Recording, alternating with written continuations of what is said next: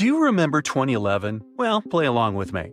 A diver is set to go deep into the waters of the Musi River, located in the heart of an Indonesian island.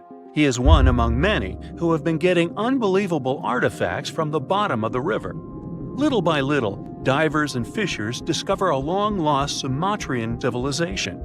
Known as the Island of Gold, the kingdom of Srivijaya was most likely the closest to a real-life El Dorado there has ever been.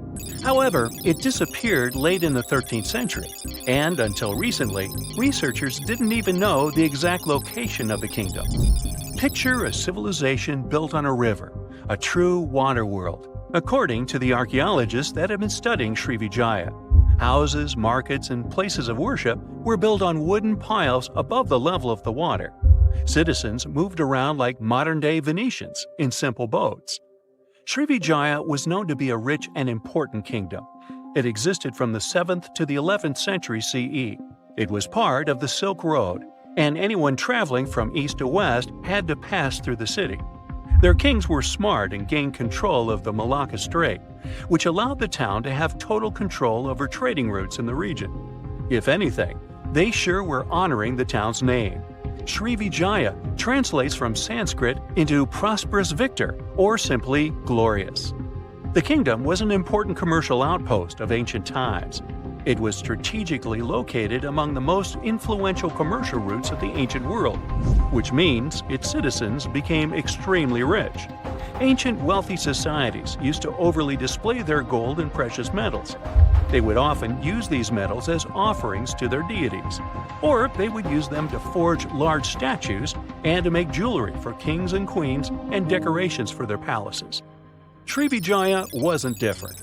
Local Indonesian divers who have been exploring the half-mile of the Musi River near the city of Palembang have found some evidence. So far, they've discovered a life-size statue of Buddha, jewelry studded with precious gems, temple bells, mirrors, golden jugs, and other items. No official archaeological excavations have been done in the area, so these artifacts are the first items of the Srivijayan Empire ever found. Sean Kinslett, a British maritime archaeologist who has reported on these discoveries, says he is truly surprised. For long, people have been speculating about the true wealth of Srivijaya, and it seems that the rumors have been confirmed.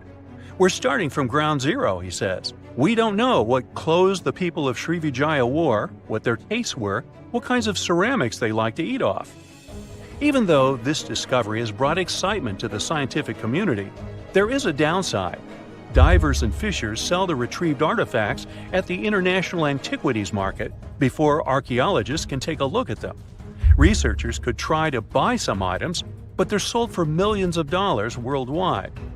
Most of the information we know about this El Dorado of the East was learned from merchant accounts of the city.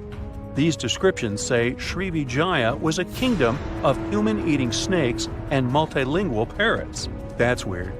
Some say its active volcanoes gave the town an eerie and enigmatic sight, and all stories emphasize the amount of gold available there.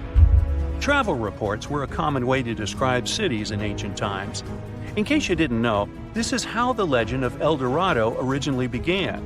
As European explorers began their excavations in South American lands back in the 1500s, the word got out that an Amazonian civilization used to paint their leader in gold as an offering to higher powers. The legend of El Hombre Dorado, also known as the Golden Man, began to quickly spread around Europe. It turned out that it was only a ceremonial piece of pre-Columbian civilization. It had nothing to do with the land of infinite gold. Now, no one knows what brought about the decline of the Srivijaya Empire. Some speculate that its active volcanoes could have swallowed it, or maybe wooden houses built above the river eventually sank. Maybe if divers keep retrieving lost items from the bottom of the river, archaeologists will be able to figure out what happened to the city. It seems to be quite common in the history of the world. Some ancient civilizations disappeared without a trace, as happened with the Mayan civilization, for example.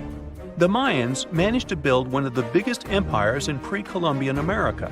It was believed to be home to over 2 million people, and it thrived for over 6 centuries. Its sudden demise is something that bothers archaeologists and scientists alike. The Mayans began to settle in South America as early as 1500 BCE. Their civilization spanned Mexico's Yucatan Peninsula, Guatemala, and Belize. They are believed to have built around 40 cities at the height of their empire. They also developed a complex hieroglyph system that has been studied since it was discovered by modern scientists. The Mayans were keen engineers, astronomers, and farmers.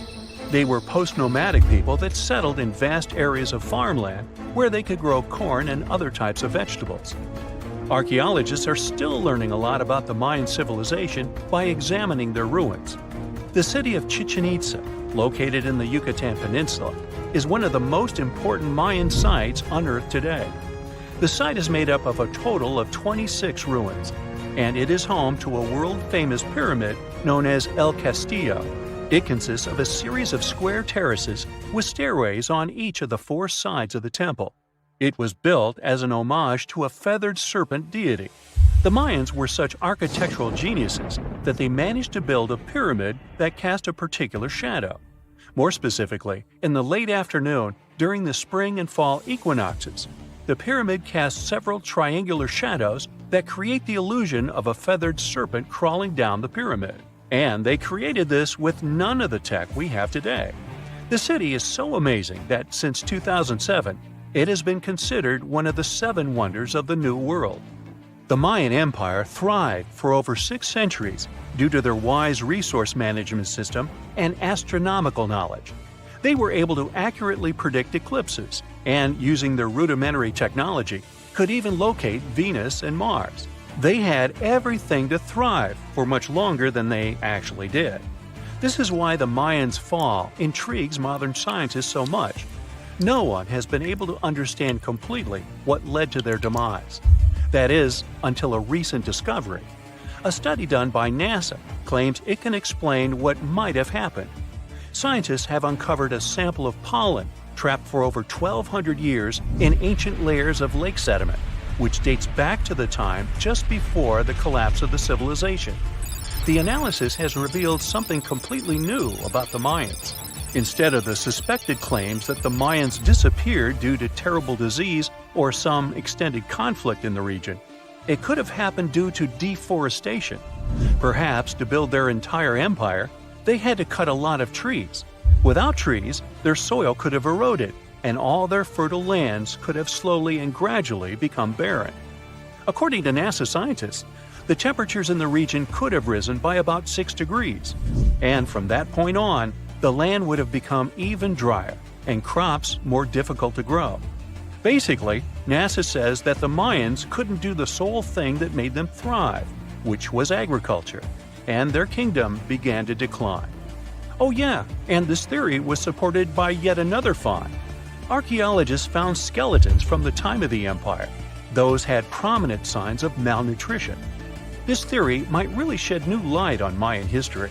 It could explain what brought down such a powerful civilization. So, what do you say? Which theory is true? Have we actually managed to find out the reason for the fall of the Mayan Empire? It's like archaeology woke up recently and decided to spice up the news with its history-changing discoveries. From unearthing dinosaur fossils in peaceful Iowa to translating bad news from ancient Babylonian texts, history is revealing its secrets like never before. When Mount Vesuvius erupted in 79 CE, it froze the town in time. Some of the most famous discoveries were heartbreaking, like a mother wearing a golden bracelet, holding her child, or 2 sisters hugging in fear. At least that's what scientists thought. In 2024, advanced DNA tests shattered these long-held beliefs. The mother from the House of the Golden Bracelet was actually a man wearing a fancy 30-carat bracelet, and the child wasn't even related to him. As for the 2 sisters, DNA revealed one was actually a man, while the other remains a mystery. Some speculate they were lovers, but the truth is still buried in time. Speaking of rewriting history, another shocking revelation comes from ancient Babylon. Recently, archaeologists translated 4,000-year-old texts that turned out to be heralds of terrible news. These specific texts that were translated are believed to be from Sippar, a city near the Euphrates River in modern Iraq. They talked about lunar eclipses, which is when the Earth's shadow blocks the moon, and for ancient Babylonians, these were warnings. Eclipses could mean everything from floods and famines to chaos in the kingdom. But here's the interesting twist. Babylonians also came up with clever ways to cancel these bad omens, like calling in priests to perform rituals, or consulting oracles for advice. These ancient astrologers took their job seriously, since it wasn't just about stargazing, it was about keeping the kingdom safe. Augustus was the first Roman emperor, so we can say he was a big deal. Archaeologists have already found ruins of the villas where he partied, but now they think they've found his final resting place. In a place near Naples, they found an old structure buried under a villa. They found the equivalent of a modern heating system, something that was probably used to draw warm baths. They also found shelves filled with ancient jars, suggesting the site later became a temple. They're still not sure this was Augustus's last home, but if confirmed, this would be a big deal for world history. While ancient Rome is surprising us, the famous Nazca lines in Peru are also revealing hidden details. These massive geoglyphs, created thousands of years ago, have only been partially studied until now. Scientists trained artificial intelligence to help them scan 243 miles of terrain. With AI's help, they identified over 300 new motifs, including llamas, stick figure people, and strange heads. The algorithm, originally developed to decode charred scrolls from Mount Vesuvius, has doubled the number of known glyphs. The past is getting a serious digital upgrade. Meanwhile, in Bulgaria, archaeologists made a surprising discovery in a place few would expect: a sewer. In 2024, researchers unearthed a nearly intact 6.8-foot-tall marble statue of Hermes, the Greek god of travelers and trade, hidden beneath layers of soil. Experts believe it was placed there for safekeeping after an earthquake in 383 CE damaged the city's infrastructure. At that time, paganism was declining and Christianity was rising as the Roman Empire's official religion. Many pagan idols were being destroyed, but it seems some locals secretly preserved their deities by hiding them underground. Searching the bottom of the River Thames is probably worse than looking under your bed. The riverbed collects all kinds of discarded treasures, including a legendary typeface. In the early 1900s, two men created the Dove's typeface for printing books, but after a bitter falling out, one of them threw every single metal letter into the river. A century later, in 2014, a designer trying to revive the typeface began searching for the lost letters. In just 20 minutes, he started finding them. With the help of divers, more were uncovered, and today, some of the lost letters are on display in a museum. Not much goes on in Iowa, which is why finding a huge 13,000-year-old mastodon skeleton made headlines. In 2022, a researcher received a photo of a massive femur believed to belong to a prehistoric animal. It took 2 years to secure funding for excavation, but in 2024, archaeologists finally dug in. After 12 days of work, they uncovered a well-preserved mastodon skull, the first ever found in a Midwestern state. This discovery would make Indiana Jones jealous, especially since it happened in Petra, the ancient Jordanian city featured in one of the movies. Archaeologists uncovered a 2,000-year-old chamber beneath Petra's treasury, containing at least 12 skeletons, along with iron and bronze artifacts. The chamber, built by the Nabateans, sheds new light on their afterlife practices, which remain largely mysterious. One of the most intriguing finds was a ceramic chalice clutched by one of the skeletons. Back in Peru, archaeologists made a groundbreaking discovery that turned Peruvian history upside down: a female ruler. At the 1,600-year-old site of Pañamarca, scientists uncovered a throne room decorated with colorful murals. These murals depict women spinning and weaving, men carrying a crown, and even a crowned woman speaking to a birdman. The discovery suggests that Moche women weren't just spiritual leaders, but rather had real political power too. Tiny houses are mainly a modern thing, but archaeologists think they found one in ancient Pompeii. Unlike traditional Roman homes, which had grand atriums for entertaining guests, this house had none. But what it lacked in size, it made up for in artistry. Inside, scientists found a painted altar decorated with birds of prey, sparrows, snakes, and plants. The altar held ceremonial items like a lamp and an incense burner, still holding traces of fragrant herbs. In 2021, researchers scanning the Baltic Sea found a massive stone wall hidden beneath the waves. The Blinker Wall, stretching over 1.5 miles, could be Europe's oldest man-made structure. Sitting 68 feet below the surface, it's built from around 1,400 small stones placed between 300 giant boulders, some weighing up to 142 tons. Dating back over 10,000 years, the Blinker Wall predates Stonehenge and France's Karnak stones, meaning it was likely built when the area was dry land. Scientists believe it may have been a reindeer hunting tool, guiding animals into a lake where hunters could strike. Oh, and then there's the granite slab that was found in Egypt's Abydos area. At first, it was thought to belong to two important people from ancient Egypt, but a recent discovery showed it was actually part of the sarcophagus of Pharaoh Ramses II, one of the most famous Egyptian rulers. A researcher found a special engraving on the slab that had Ramses II's name on it. Ramses ruled Egypt a long time ago, and after he died, his tomb was looted, so his body and belongings were moved around a few times.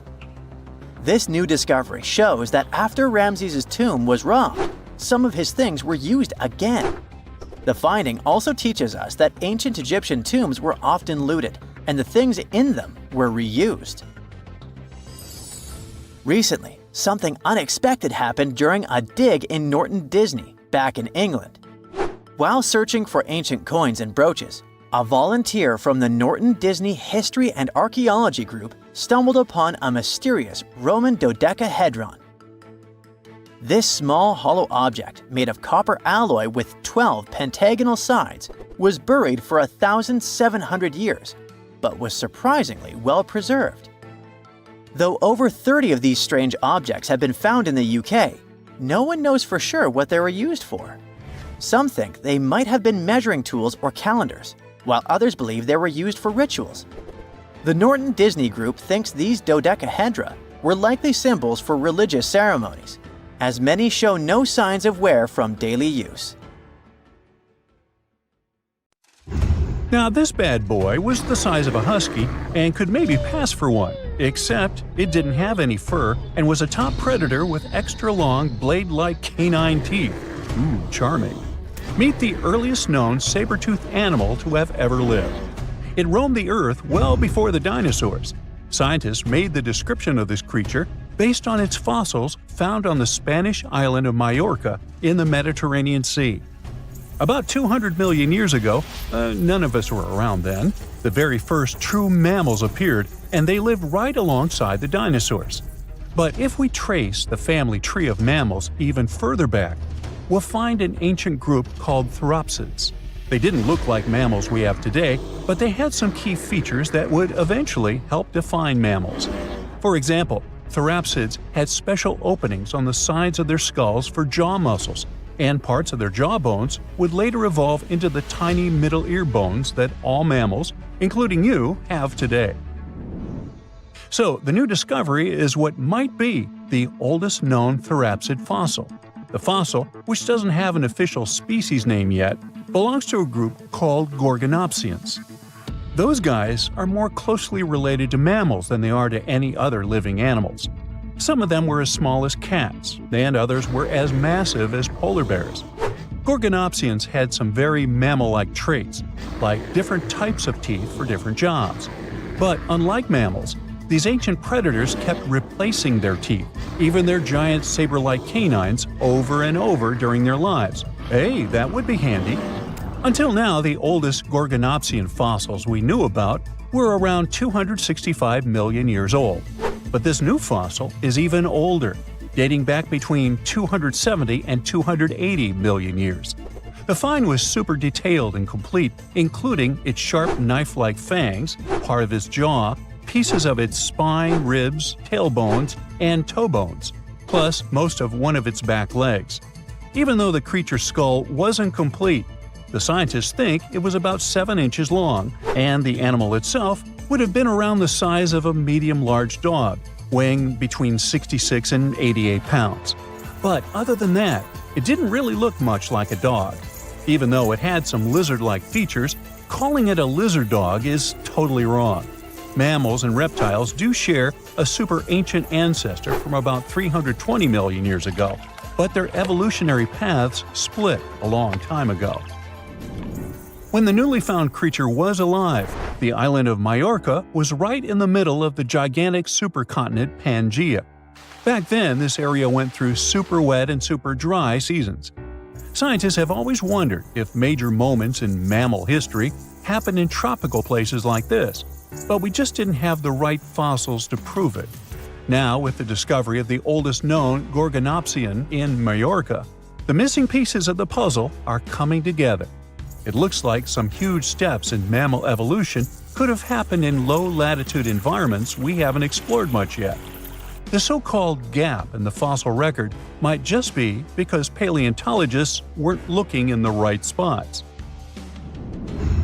Our hero of the day wasn't the only cool guy rocking the planet before dinos settled in.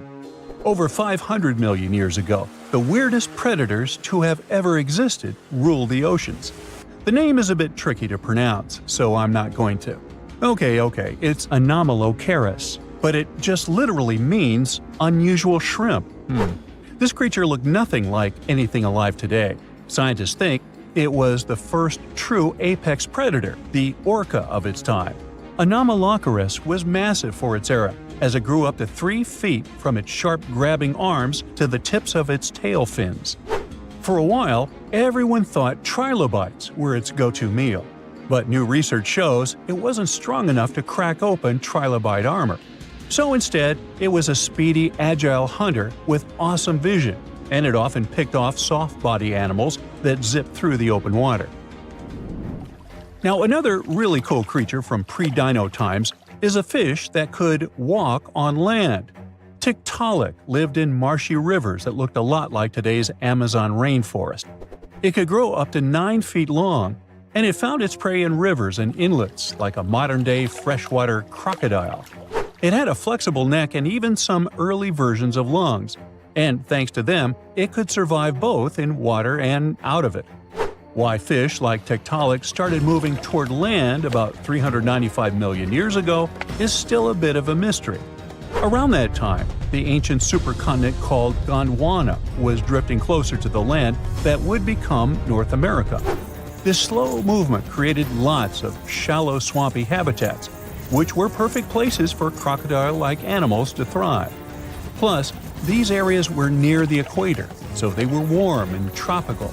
But there wasn't a lot of food waiting for them on land, so maybe they moved there for safety reasons. There were fewer predators and better spots to lay eggs there compared to the water. Creatures first adapted to living in open water, then shallow water, then marshes and river edges, and only after a long, slow transition did they finally step fully onto land. Now, how about a millipede the size of a small car and weighing as much as a large dog? This beauty lived over 300 million years ago in what is now England. Back then, during the Carboniferous period, Earth's atmosphere had way more oxygen, over 26%, compared to today's 21%. Scientists used to think the high oxygen levels were the only reason these creatures could get so big. But back then, they found a new fossil from a time when oxygen wasn't that much higher than today. They discovered it purely by accident, when a boulder split just right and revealed one of the most complete and largest giant millipede specimens ever. This one could have lived not just in swampy areas, but also in open woodlands filled with tasty seeds, nuts, and maybe even small animals. There's a chance that this beast wasn't a slow, plant-munching crawler, but a predator that would snap up whatever it could find. After dominating the Earth for about 45 million years, the giant millipedes eventually vanished. Probably the reptiles pushed them out, clearing the way for the age of the dinosaurs. Now, in case you ever wondered what would happen if you crossed a polar bear with a saber-toothed cat, here's the answer. This guy ruled the southern ecosystems after migrating 7,000 miles across the supercontinent Pangaea around 252 million years ago. It had a tough skin like a rhino's and massive canines, perfect for tearing away huge chunks of meat, and it was an excellent runner.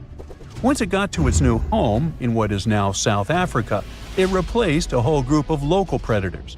But its glory didn't last long, as closer to the end of the Permian period, massive volcanic eruptions made the weather patterns change and wiped out about 90% of all species.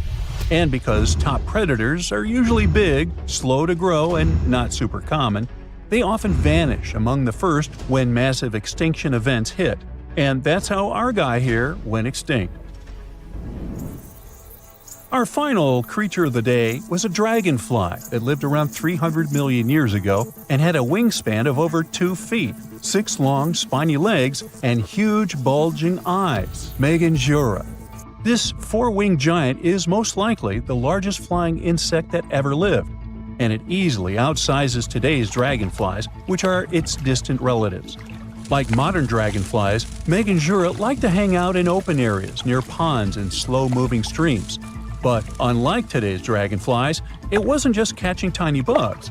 This guy was likely the top predator in these open spaces.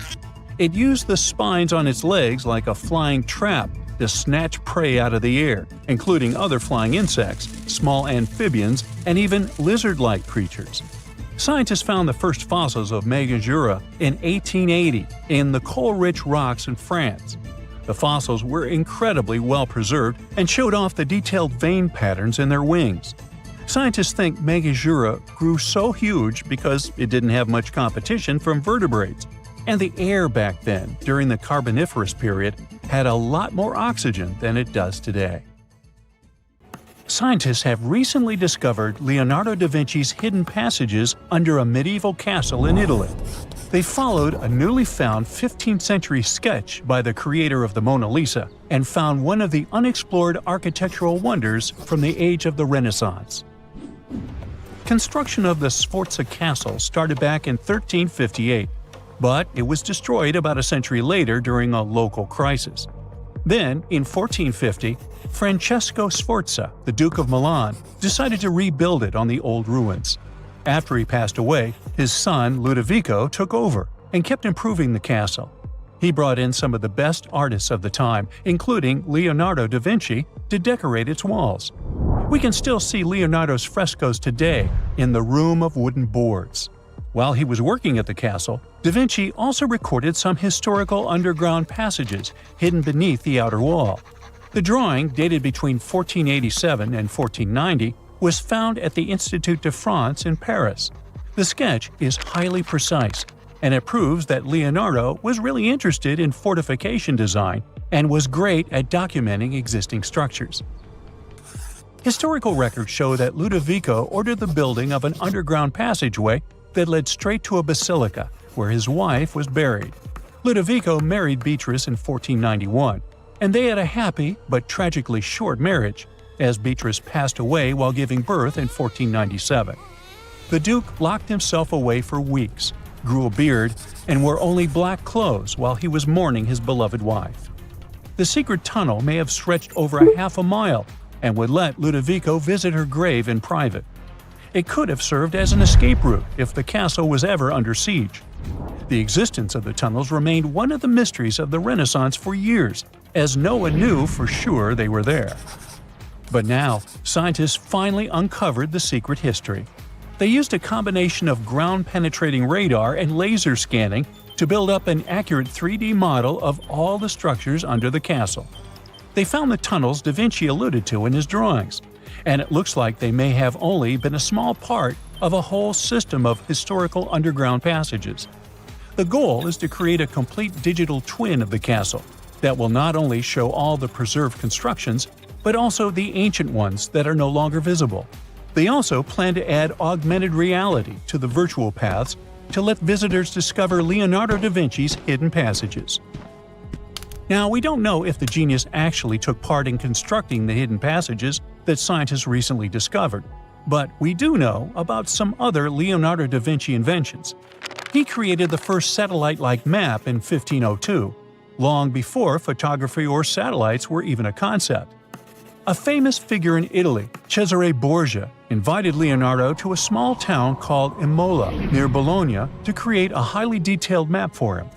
Back then, maps were not very precise, as no one had figured out how to show exact distances on a smaller scale. Instead, people spent a lot of time decorating them with dragons, roses, fancy castles, mountain ranges, flowers, and other artistic details. These maps look more like beautiful paintings meant to be displayed, rather than practical tools for navigation. But Cesare Borgia wanted something truly functional, and Leonardo managed to create something revolutionary in the field of cartography. If you compare satellite images of Imola today with Leonardo's map, the similarities are striking. He captured every alley, curve of the streets, roadways, and even the exact sizes of the buildings. And he did it all by hand, using just a pencil, ruler, compass, and several of his own clever inventions. To gather all the necessary data, the genius walked through the streets for weeks using a large wheel that spun as he moved, recording the distance with a cable. Using the magnetic compass, he determined precise directions. He also developed a tool called the bussola, which measured angles inside a circle. With this, he could track the exact turns of each street and the size of the intersections. He figured out the distances between houses and major roads. Then, back at home, he used his notes and calculations to draw the map to scale with incredible precision. In his work, Da Vinci also used a technique developed by Florentine humanist Leon Battista Alberti. He created a mapping method where you could place an entire city inside a circle using polar coordinates.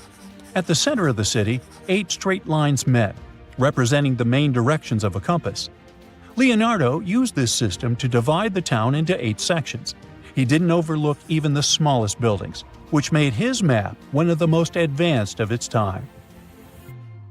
The Italian genius had a big dream to build a machine that could let people fly. He studied how birds, bats, and kites moved through the air and designed a special flying machine. He believed that if he could copy their movements, humans might be able to soar like them. Da Vinci's design looked a lot like a bat, with 2 large pointed wings that stretched over 33 feet wide. He planned to build the frame from lightweight pine wood and cover it with raw silk to make it strong but not too heavy. The person flying it would lie on their stomach on a wooden board in the center. To make the wings flap, the pilot had to pedal a crank with their feet, which was connected to a system of rods and pulleys. There was also a hand crank for extra power and even a headpiece to help steer. As the person moved their hands and feet, the wings would flap and twist, just like a bird's. But there was one big problem. Humans aren't strong enough to make the machine lift off the ground. Even though it might have worked once in the air, there was no way for a person to get it flying on their own. Leonardo probably realized this, but his amazing idea still inspired flying machines that came centuries later. Da Vinci was way ahead of his time with many of his inventions, but his idea for a humanoid robot was especially futuristic. He was working under the patronage of the Sforza family, the one that had those ancient tunnels of Italy built. The genius designed a mechanical knight that could move its arms, turn its neck, and even open and close its mouth. Da Vinci had good knowledge of anatomy and the mechanics of body movements that helped him. His unusual creation used an external system of cables. A hand crank set it in motion, and there was also an internal gear-driven mechanism. About 450 years later, Da Vinci's detailed sketches of the robotic knight were rediscovered in the 1950s. Several researchers tried to recreate the robot from those sketches. In 2002, a roboticist who developed systems for NASA and Lockheed Martin took inspiration from the old notes and built a functioning model of Da Vinci's robotic knight. Another design Leonardo created for Duke Sforza was a special kind of bridge that could be taken apart and carried easily. It was made for defense forces who needed to cross rivers or moats while traveling. This bridge would swing across the water and land on the other side. It had wheels and used a rope and pulley system, so it could be set up quickly and packed away just as fast. To keep it steady, it even had a special weight to help balance it. Leonardo wrote in his notes that the bridge was light yet strong, and he designed several bridges like this for the Duke. One of his other designs was a bridge that could be built very quickly, and the defense forces would move across multiple rivers. As scientists continue to study Leonardo da Vinci's hidden passages, they reveal new chapters in human history. Who knows what other unexplored architectural structures they will find? Scientists have finally solved the Loch Ness Monster mystery. Here's the spoiler, you ready? It's not a real monster. It's probably a dinosaur that survived through the ages, or just a bunch of debris floating on the water. Thanks to many findings on the Loch Ness creature, we have proof of another story to tell you. It was 1933 when a man named George Spicer and his wife were driving along the shores of Loch Ness. That's when they saw something massive with a long neck moving across the road. It looked like a creature straight out of the prehistoric era, a dinosaur-like beast unlike anything they'd ever seen. That was the moment that Loch Ness Monster theories started spreading around like wildfire. One of the most famous Loch Ness Monster sightings came just a year later, in 1934, when a man took a photograph that became the most well-known image of Nessie. That's the nickname she was given. She? Anyways, the photo, known as the surgeon's photograph, showed a long-necked creature rising out of the water, and for years it convinced people that the monster was real. But years later, the truth came out. One of the men who helped take the photo confessed it was all a hoax. The photo had been staged after all. When the photo was published, it had been significantly cropped. This made the animal in the picture look much bigger than in real life, fueling the theories that the Loch Ness Monster did in fact exist. In the 1960s, one of the first big scientific attempts to investigate the mystery of the Loch Ness Monster happened. A research team took sonar equipment to the lake and spent hours scanning the waters in search of evidence of large creatures. What they found was puzzling. They recorded several objects moving deep in the loch, or lake, with no clear explanation as to what it was. Though the team didn't manage to capture anything definitive, this sighting helped fuel the belief that there was indeed something massive living in Loch Ness. After that, research about the mystery of the Loch Ness Monster kept popping up. In 1972, with the help of underwater photography, some researchers managed to capture strange images, which got people's hopes up for a minute. But the truth is, this early research about the Loch Ness Monster was far from conclusive.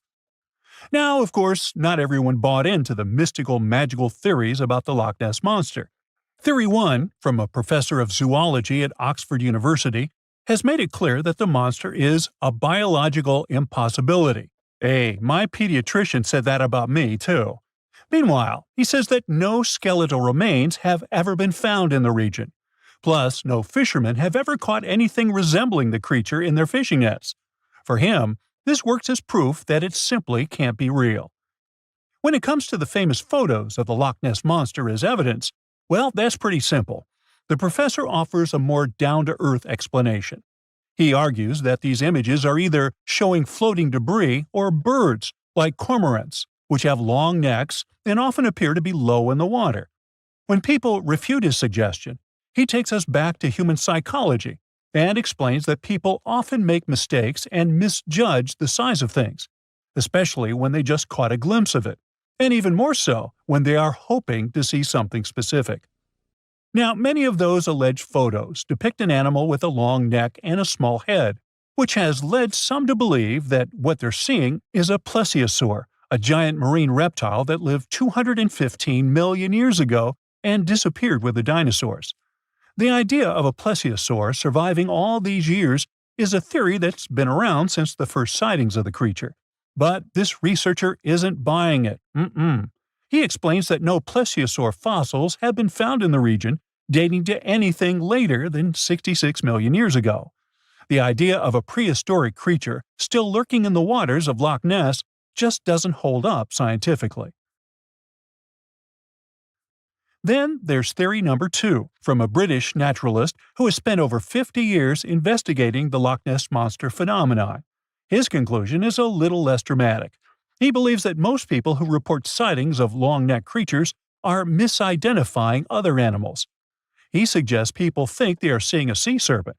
Reports of sightings from the Loch Ness Monster have been around since the 6th century CE, long before they were distilling Scotch whiskey or other explanations. Early reports of these sea serpents describe large creatures with long snake-like bodies and multiple humps. Some say the creatures were as big as boats, and many swore they saw something swimming in the waters. Many of these early sea serpent sightings may have been misunderstandings or exaggerations of normal animals in the loch, like large fish or even swimming birds. They could have been large eels, which are known to live in Loch Ness. These eels, especially when they're moving, might have given the impression of a long, undulating creature in the water. People who saw these eels from a distance, particularly in low light or misty conditions, might have mistaken them for something much more mysterious. Theory number 3 says something else. Nessie is just a series of standing waves. These happen when two boat wakes move in opposite directions, creating a big hump in the water that could look like a creature from a distance. Loch Ness enthusiasts even showed how it works, with footage from Fort Augustus, where a river meets Loch Ness. These enthusiasts had big plans to use drones with infrared cameras and special underwater microphones to search the loch. Now, Loch Ness is massive, stretching around 23 miles long and more than 700 feet deep. So, they thought they needed drones and infrared cameras to put an end to this discussion. But despite everything, they haven't found Nessie. But it's not only the Loch Ness Monster that lacks scientific explanation. There have also been scores of sightings of Yetis and Sasquatches that no one can really explain. Folks have made movies, dreaming of finding the truth about these creatures. But, according to recent research and evidence, it looks unlikely that we'll ever find definitive evidence of their existence. Science says they can explain Sasquatch sightings, and this is how. Biologists who study wildlife using camera traps, which are set up in remote areas to capture images of passing animals, have long attempted to find elusive species. These cameras detect movement and snap pictures, providing invaluable data on the biodiversity of different ecosystems. As camera traps collect more photos over time, the number of species recorded grows. However, after a while, the number plateaus, suggesting that no new species are being detected. While it's impossible to claim 100% certainty, researchers say that after significant camera deployment, it's safe to say the likelihood of discovering new species, especially large ones like Bigfoot or the Yeti, drops significantly. Camera trap studies have been running for years in regions where these creatures are rumored to live, but so far, no conclusive evidence has surfaced. Instead, the supposed proof of Bigfoot or the Yeti often comes from blurry photos or shaky videos taken by individuals who claim to have encountered them. The scientific understanding of biology also makes the existence of Bigfoot highly unlikely. Often described as a great ape, Bigfoot would have had to evolve in North America. However, great apes evolved in Africa, and the only great ape to make it to the Americas is Homo sapiens, whose ancestors crossed the Bering Strait only about 16,000 years ago. This is far too short a time for a new species like Bigfoot to have evolved. While it may be disappointing for these mysterious creature enthusiasts, the scientific evidence points firmly toward the conclusion that creatures like Bigfoot and the Yeti are more fantasy than reality. After decades of extensive scientific research, it's safe to say that yes, science has solved the mystery of the Loch Ness Monster, and it's pure fiction. So, what do you think?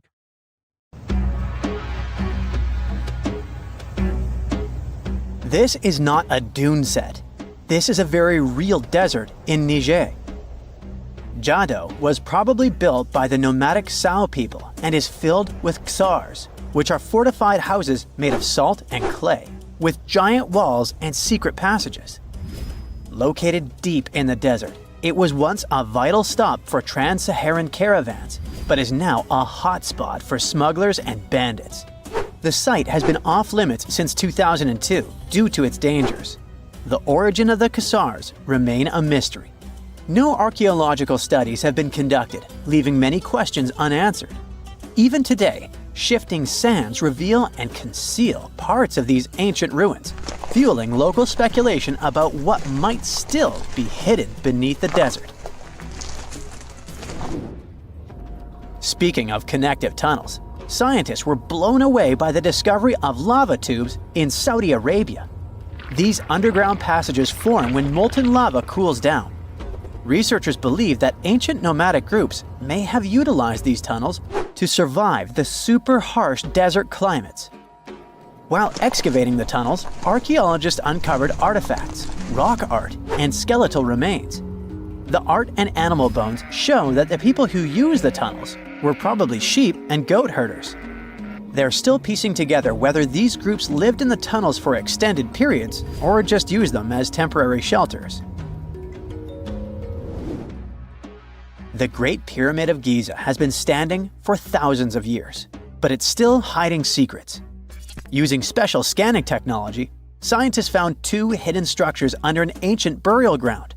The first is a shallow L-shaped structure, and below it is a much larger space that could be a final resting place or a chamber. The smaller structure was filled with sand on purpose, while the deeper one might be an empty chamber.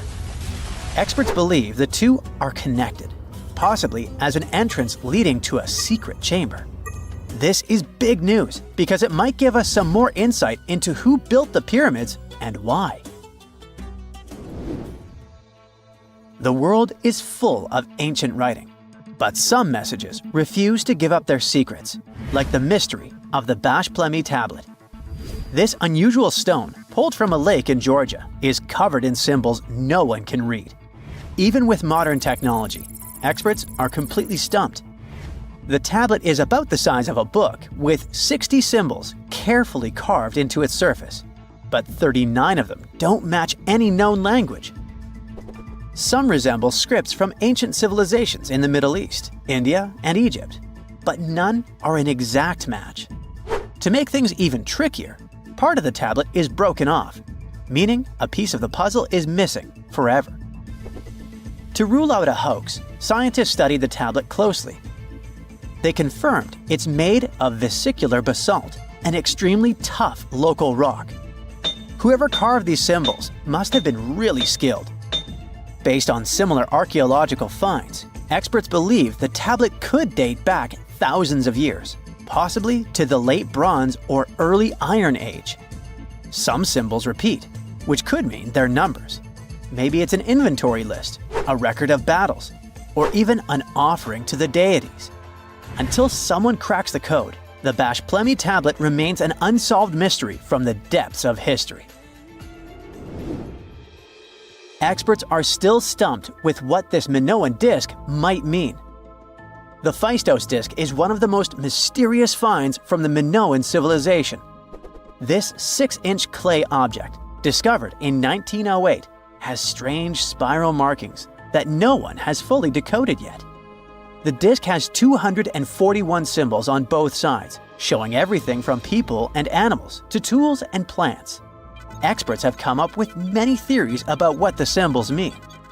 Some think it's an early form of Greek. Others suggest it's a prayer or a hymn. And some even believe it could be a letter from a king in Anatolia to a Greek ruler. Let's see who will be the first to figure this out. It's always a fun day at an archaeologist's office when they find something as big as a 2,000-year-old marble head. A French archaeologist mission went digging inside an old medieval house near Alexandria in Egypt and found a statue's head depicting an old, possibly ill man.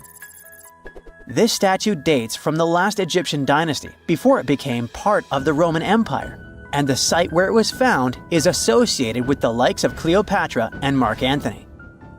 For archaeologists, even the smallest finds at this site means a lot. You've heard of Lucy, right? The Australopithecus that was an early ancestor for us humans. Well, scientists found some of her species' footprints somewhere in Tanzania. The so-called Laetoli footprints are over 3 million years old. The trail stretched 88 feet and has about 70 footprints, left behind when a bunch of early humans walked across some wet volcanic ash. What's cool is that these early humans were already walking on 2 feet, like us, not all hunched over like apes. The close spacing of the prints shows they probably had short legs and a shorter stride than we do today. In an ancient Egyptian temple, archaeologists uncovered a shrine unlike any other, a place dedicated to falcons and 2 mysterious deities. One deity had a falcon's head, while the other wore a crown with a sun disk and cow horns. But the most baffling discovery was an inscription that read, "It is improper to boil a head in here." At the heart of the shrine, there are 15 headless falcons carefully arranged on a pedestal, likely as offerings to the falcon-headed deity. One theory suggests the birds were boiled first, perhaps to pluck their feathers, before being placed in the shrine, following the strange rule carved into stone. Archaeologists also found a 13-inch iron harpoon nearby. Its true purpose remains unknown, although the shrine also held remains of fish, mammals, and bird eggs, suggesting that the rituals may have included feasting. And speaking of ancient Egypt, meet Hathor. Scientists named her after the ancient Egyptian deity of motherhood, music, and singing. This wooden statue, housed at the Metropolitan Museum of Art, was thought to be just a beautiful artifact, until a surprising secret was uncovered. Using an X-ray machine, experts found a mechanical operating system inside it, with pulleys and axles connecting her shoulder to her left leg. When activated, the system made her hand raise and lower, an engineering marvel from over 3,000 years ago. The statue was created during Egypt's Middle Kingdom, around 1800 BCE, and is often compared to 19th century automata due to its advanced design. It's believed the statue was used in religious ceremonies, symbolizing Hathor's role in dance and music. An unexpected discovery happened in northern Kuwait, where a Kuwaiti-Polish team uncovered a mysterious 7,500-year-old statue. The statue features an elongated skull, no mouth, narrow eyes, and a flattened nose. This feature is thought to be an Ophidian figurine, named after the Greek word for snake, and it was likely made by the Ubaid culture, a civilization known for their pottery skills. While no one knows exactly what role this weird statue played, it might have been linked to rituals or symbolic practices. Some scientists think these figurines, found in homes or final resting places, were tied to important cultural beliefs. We couldn't mention unresolved mysteries of this world without speaking about these elongated skulls. In the deserts of Peru, researchers uncovered 5 ancient skeletons, 2 with unnaturally elongated skulls. While head shaping was common in many cultures, these skulls defy explanation. Local legends tell tales of the so-called Gentiles, a mysterious race banished underground by the powerful deities. Some say this is what the skulls represent. Others think this is some type of genetic anomaly, which was confirmed after finding an infant skull, too large to be artificially shaped. So looky here, scientists discovered ancient artifacts near King Tut's tomb. Turns out, his VIP final resting place looks more like a public graveyard with about a dozen wooden coffins that's been there for around 3,600 years. Okay, I might have exaggerated a tad. The 11 tombs weren't exactly right next to King Tut, but they were close, near the same city of Luxor. New findings in Egyptian tombs can help us piece together what life was like in ancient Egypt. And guess what? Ancient Egyptians seem to have been remarkably like us, modern humans. Say the women have always loved jewelry, and archaeologists retrieved a beautifully made necklace with 30 amethyst beads and 2 agate beads, plus a hippo head amulet. Bet it was all the rage back then. Researchers also discovered 2 copper mirrors. One had a handle shaped like a lotus, and the other was decorated with Hathor, the ancient Egyptian deity of the sky, women, fertility, and love. These recent excavations near Tutankhamun's burial site led to another jaw-dropping revelation. For the first time in thousands of years, fragments of Queen Hatshepsut's Valley Temple were uncovered. This fearless woman was thought to be the second female pharaoh, who ruled with both courage and wisdom, leaving a legacy as solid as the stones themselves. Her temple, hidden for ages, opens a window into a time filled with power, intrigue, and spiritual devotion. Archaeologists found over 1,000 beautifully decorated stone blocks on the outskirts of Hatshepsut's funerary temple. There were very few women who managed to take the throne in ancient Egypt. Another tomb was found nearby, and it belonged to the overseer of Queen Teti Sheri's palace, whose name was Jehuti-Mez. Queen Hatshepsut seems to have even more tombs, aces up her sleeve. These tombs were carved into the rock instead of being built as pyramids, showing a unique ancient perspective on how to protect the soul in the afterlife. Experts managed to retrieve some cool ancient pieces from the site. Toys made of clay, mummy masks, winged scarabs, and some amulets. Sadly, there surely used to be way more artifacts, but over the last centuries, there have been people other than archaeologists to stumble upon this site. It's likely that looters got to these tombs before them and may have taken some valuable items. But they did leave behind some cool stuff for the researchers, like pottery used for offerings of bread and meat, along with archers' bows that connect the tomb's owners to the Egyptian military. Meanwhile, soul protection is way more important than you might think, especially if you're roaming around Luxor looking for ancient secrets. You aren't scared of King Tut's curse, are you? Let me tell you what happened to those who weren't scared, but promise me to take it with a dash of salt, okay? For years, Egyptologists, especially those who believed in paranormal activity, were convinced that there was an unsettling curse surrounding Tutankhamun's archaeological discoveries. This belief stemmed from the mysterious and untimely demise of several excavators who discovered the tomb in 1922 with no logical explanation for why they passed away. It was just easier to chalk it up to something supernatural and avoid the whole mess. But it turns out it wasn't a curse at all. It was likely the radiation that caused those excavators to perish. Now, you might wonder where the radiation came from.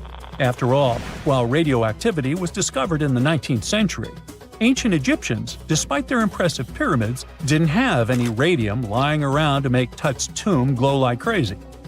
So, what could be the real story? It might have been toxic waste behind it all. Toxic levels of radiation from uranium and hazardous waste have been lurking inside the tomb since it was sealed over 3,000 years ago. The burial chamber of Tutankhamun's tomb reportedly has such high radiation levels that anyone who steps inside could easily end up with a fatal dose of radiation sickness or an incurable condition. By the way, you can have a somewhat similar level of radioactivity if you don't get rid of those moldy dinner leftovers you left to perish in your fridge a month ago. But this radioactivity isn't exclusive to Tutankhamun's tomb. Ancient Egyptian artifacts discovery is rewarding yet dangerous due to unusually high radiation levels in Old Kingdom tombs all over Egypt. Geiger counters have detected radiation at 2 sites near the Giza pyramids, and radon, a radioactive gas, has been found in several underground tombs in Saqqara. Interestingly, experts believe that the builders of these ancient tombs were aware of the toxins, as some eerie warnings were carved into the walls of many tombs. One inscription ominously declared, "They that break this tomb shall meet their end by a malady that no doctor can diagnose." Other ominous phrases like "forbidden," "due to evil spirits," only added to the fear that supernatural curses haunted these ancient sites. Ominous signs have stunned archaeologists since forever, but the fear grew even stronger a century ago with the mysterious passing of Lord Carnarvon, who funded King Tut's excavation in 1922 and reportedly explored the treasure-filled rooms, along with several others who entered the tomb. Arthur Weigall, another British Egyptologist who was present at the tomb's opening and is credited with starting the curse myth, passed away young when he was just in his 50s in 1934. Chances are the condition that made him pass was connected to radiation. In total, 6 out of the 26 people who were there when the tomb was opened met their end within a decade from various causes. Not only X-ray exposure, those reasons include asphyxia, stroke, heart failure, pneumonia, and even poisoning.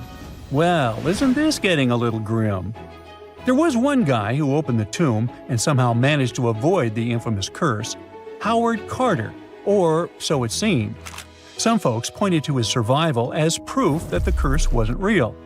After digging up the tomb, Carter published several books on the topic and shifted gears from archaeology to dealing in antiquities for various museums. Despite dodging demise or injury, rumors swirled about how the curse may have impacted him in other ways. One of the big stories linked him to Lord Carnarvon's daughter, Evelyn. Some said he was madly in love with her, but she married someone else, so he chose to stay single. Others claimed they had an affair while she was in Egypt, which ended when her father passed away and she left the country for good. However, there wasn't much evidence to support these stories. Evelyn was just 6 when they met, and they remained friends until his last breath. She was even one of the few attendees at his funeral, but denied any romantic involvement, saying they weren't that close. A year after the revolutionary discovery near King Tut's tomb, Evelyn married politician Sir Brograve Beauchamp and had a daughter. That same year, Beauchamp toured the tomb with his parents, guided by Carter himself. Carter never married and, aside from those posthumous rumors about Evelyn, had no other romantic connections. While the curse adds an intriguing twist to his life story, his tendency to keep relationships at arm's length was evident long before the tomb was opened. It seemed Carter just wasn't a people person. In 1939, after battling a serious illness, he ultimately succumbed to fate. He was 64, which was a pretty common life expectancy in the UK back then, so no one really thought it was off and linked it to an ancient curse. When he passed, it turned out he had several artifacts from Tutankhamun's tomb in his London apartment, which were eventually sent back to Egypt, marking what some viewed as the curse's end. Who knows? Maybe if he hadn't had all those ancient souvenirs at his place, he would have lived way longer. But all the other demises might seem off. The curse theory was likely fueled by some strange events during the excavation. Carnarvon got a mosquito bite that became severely infected, and around the time they opened the tomb, Cairo experienced a bizarre power outage and a freak sandstorm. Back in England, the Earl's dog, Susie, managed to escape from Carnarvon's house and began barking frantically at seemingly nothing. At least that's what the staff and family saw. Strangely enough, at the very moment her owner's heart stopped, Susie started howling and fell down without showing any signs of life. Maybe radiation didn't play a crucial role after all, and those were indeed ancient artifacts from King Tut's tomb that made them all perish. Spooky, huh? Hobbits might actually exist in real life, but these tiny people don't live in cozy, round homes built into hills like in The Lord of the Rings.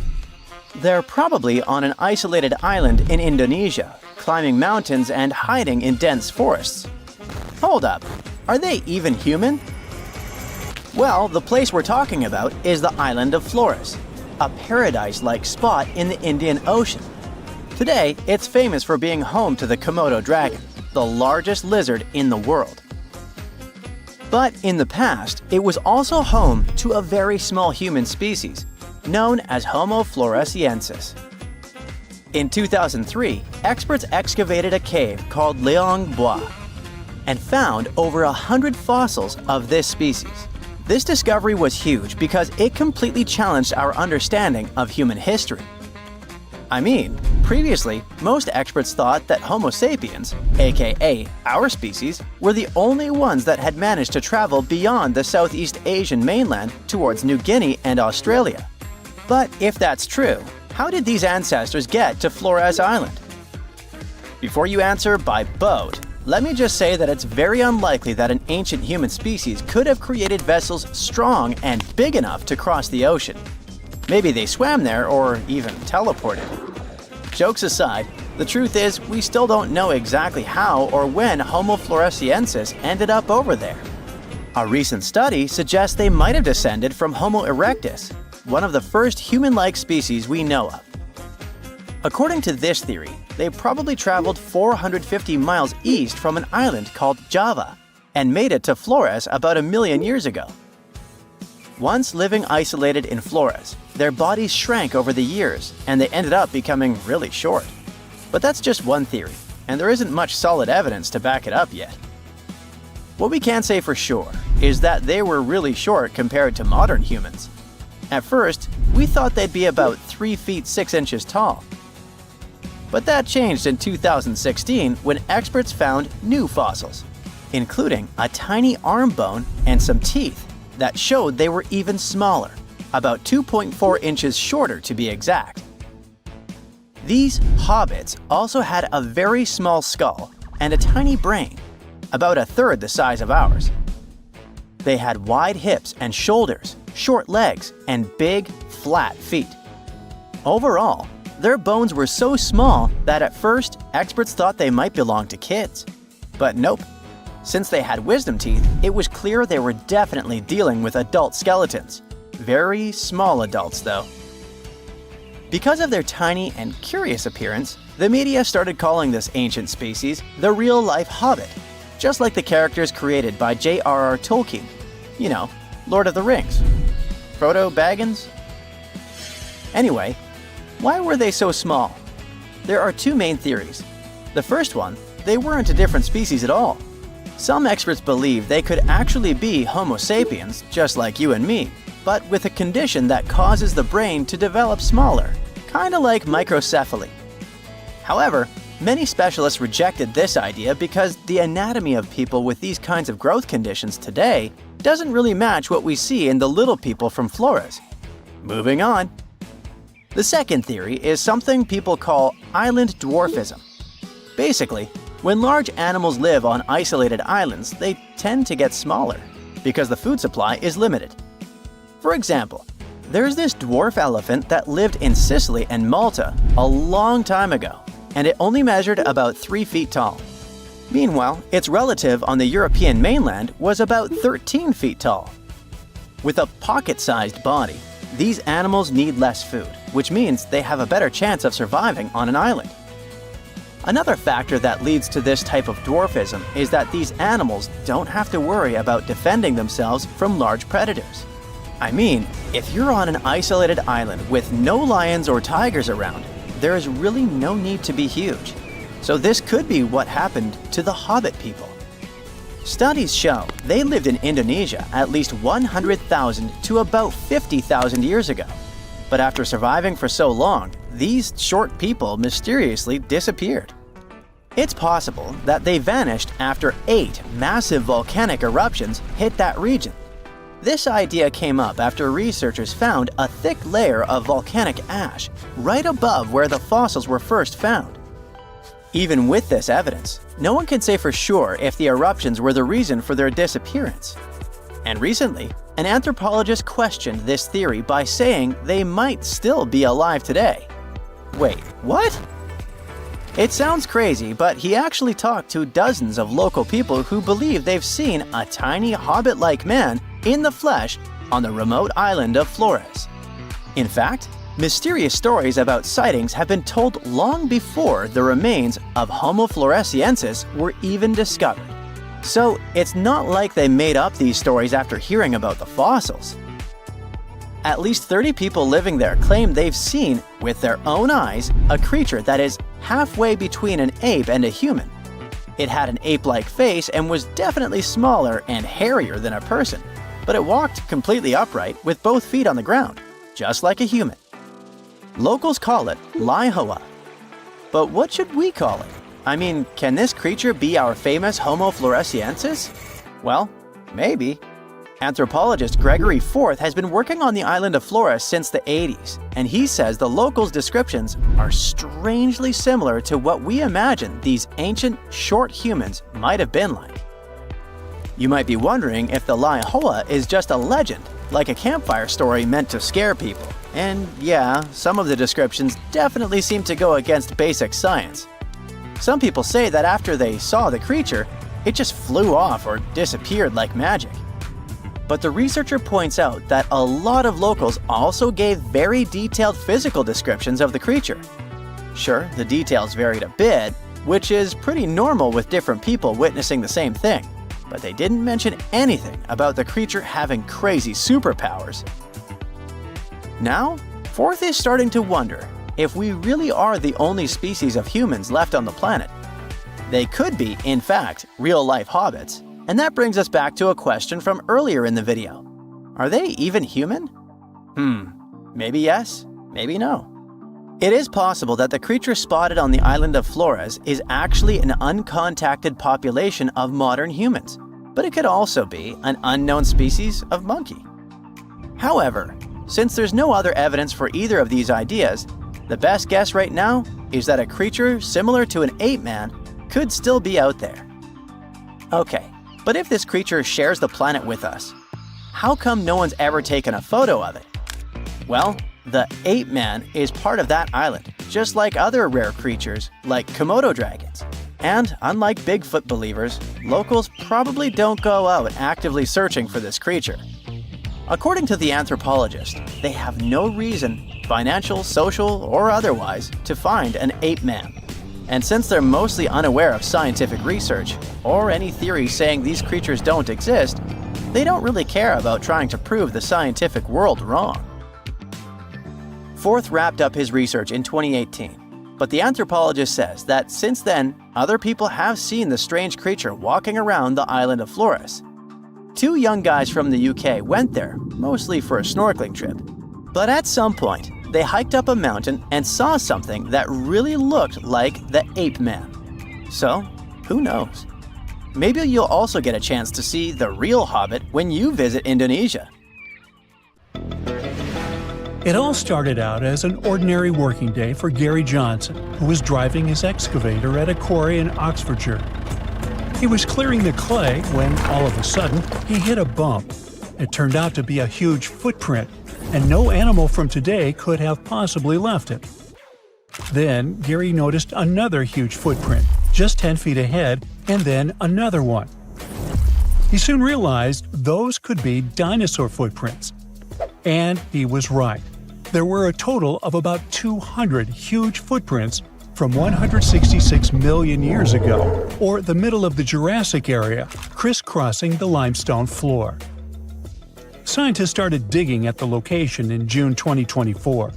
The longest trackways they found are around 500 feet long. It wasn't the first major discovery in the area. Back in 1997, they found 40 dinosaur tracks nearby while digging in a limestone quarry. This time, the team took 20,000 photos of the new prints and made 3D models using flying drones. In total, there were 5 pathways at that site. 4 of them were made by sauropods, which were huge plant-eating dinosaurs that walked on all 4 legs. Their footprints kind of look like giant elephant prints, only way bigger, because these dinos could grow up to 60 feet long, about 2 times as long as a London bus. The 5th track might have come from a megalosaurus, a carnivore. Its footprint looks like the kind you'd see in a cartoon. It's called a tridactyl, which means it has 3 big, clear toes. Hey, just like me. Kidding. Unlike previous dinos, these guys could walk and even run on there too. Back then, the area they lived in was like a warm, shallow lagoon, and these dinosaurs squished through the mud, leaving their footprints behind. The footprints can help us learn how fast the dinosaurs moved, how they walked, how big they were, and what kind of environment they lived in. You can't learn all that from bone fossil records, which makes this discovery super important. Scientists think that a big storm helped save the prints in such great condition. It could have dumped a lot of mud on top of them, keeping them safe from being washed away. Just several months after the Oxfordshire discovery, scientists found over 260 matching dinosaur footprints more than 3,700 miles apart on different continents, in Brazil and in Cameroon. When they studied these prints, they realized they were about the same age and shape and came from the same type of land and plate tectonic contexts. Northeastern Brazil and what is now Cameroon in Africa is one of the last tiny land bridges where dinos could cross between the landmasses freely before the continent of Gondwana broke away completely, around 120 million years ago. Africa and South America started drifting apart around 140 million years ago, and the South Atlantic Ocean slowly filled the gap between them. As the land split, big basins formed, and rivers and lakes began to fill them up. The footprints were found in those very basins on both sides of the ocean. Most of the prints were made by three-toed theropods, which were meat-eating dinosaurs. But there were also prints from sauropods and ornithischians, who were herbivores. The plants in those river valleys fed the plant eaters, which helped build a whole food chain. And the muddy ground helped preserve the dinosaurs' footprints, just like in England. The latest footprint discovery, this time in the Scottish Isle of Skye, helped scientists learn something new about the dino habits. So far, they've found more than 130 footprints at Prince Charles Point. And it turns out that huge meat-eating dinosaurs and their plant-eating prey shared the same water here 167 million years ago. Some of the tracks were made by megalosaurs, meat-eating dinosaurs that were early relatives of the T-Rex. Others were from huge long-necked plant-eaters. Some of them were 3 times bigger than an elephant. The scientists looked closely at the footprints to figure out how the dinosaurs walked and moved around. They believed the dinosaurs were hanging out near shallow freshwater lagoons, just like animals today gather around watering holes. Another important discovery from the Isle of Skye is 2 super rare fossils that are helping scientists rewrite the whole evolution of mammals. Some shrew-like creatures today live just around 1 or 2 years, right? Well, those little guys used to stick around for 7 years or even longer. Scientists found 2 nearly complete skeletons of it on Skye. One was a grown-up and the other was a young one. To figure out how these animals lived and grew, scientists used high-tech X-ray scans to look inside the rock and check the teeth, kind of like counting tree rings to find out how old the tree is. The younger creature was still changing to adult teeth, but was already about 2 years old, which is very unusual for small animals. It lived in the area during the Jurassic period, when Skye was warm, tropical, and full of shallow seas and thick forests. Back then, these tiny and strange early mammals were just starting to appear in a world ruled by dinosaurs. But they were the beginning of the long line of mammals that would one day include cats, whales, and humans. Scientists are learning about the final days of dinos from a new fossil site in Argentina. Most of what we know about the impact of that dramatic asteroid hit comes from North America, where T-Rex and Triceratops once lived. But now, we get to see what happened further south. The team of scientists working in a local quarry found bones from hadrosaurs, which are pretty rare in South America. Long ago, this desert area was warm and full of plants like ferns and palms. There was a stream flowing through wide, flat lands, which helped bury and preserve the animals that lived there. Back in 2020, scientists were exploring the area when a paleontologist found a dinosaur foot bone. They kept looking even through heavy rain and discovered a whole group of fossils, not just from one dino, but from several of different ages, maybe even a whole herd. Another super important discovery here was a tiny mammal jaw with 5 teeth found just 2 hours after searching the site. The jaw came from a small plant-eating mammal. These creatures were about the size of a chipmunk and had very special teeth with ridges and grooves for chewing plants. This was the first time a mammal jaw had ever been found in that whole area, and it made scientists realize the site could tell them more than just dinosaur stories. The team also found a tooth from another dinosaur and a claw from a smaller predator. All the fossils found here could help answer some big scientific questions, like were the dinosaurs already slowly disappearing before the asteroid hit, like they probably did up north? And what happened to the animals that survived the asteroid hit? Several years ago, scientists found another fossil, this time encased in amber, that came back from a time when dinosaurs walked the Earth. The world looked very different, but it also had some surprising things in common with today. Back then, the night skies were also lit up by glowing fireflies, and the dinos probably watched them like we do. The amber is 99 million years old, and this special firefly is only the second one ever found from the Mesozoic era. Finding these kinds of fossils is really hard, because fireflies have soft bodies that don't turn into fossils very well. That makes it tricky for scientists to figure out exactly how and when these beetles started to glow. But now, thanks to the newly found firefly, they believe the glowing started at least 100 million years ago. The fossil helps fill in the gaps in the evolution of fireflies and their ancestors. It shows that important parts, like their glowing bellies, have stayed the same since the middle of the Cretaceous period. Stonehenge took approximately 20 million man-hours to build. For comparison, an average human doesn't live much over 700,000 hours. This is Jack, one of the first builders of Stonehenge. Let's say Jack lived to be 80 years old, which is extremely improbable, but it makes it easier for me to crunch the numbers, thanks. If Jack had spent his entire life, from age 0 to age 80, working on the Stonehenge project, it would have required approximately 28.5 generations of people doing the same thing to complete it. That's next to impossible. To make it more plausible, let's multiply that by 2. After all, Jack wouldn't want to dedicate his entire life to moving stones, and he didn't live to be that old. Thus, we arrive at around 57 generations needed to build Stonehenge. That's not enough room on the screen for me to introduce John, Jack's great-great-great-great, you get the drift, grandson. So it all began around 5,000 years ago with just a simple circular earthen bank and ditch. Fast forward to around 26,000 BCE, and the builders replaced that initial structure with a complex arrangement of wooden posts and brought in around 80 dolerite bloom stones from Wales, which were rearranged at least 3 times.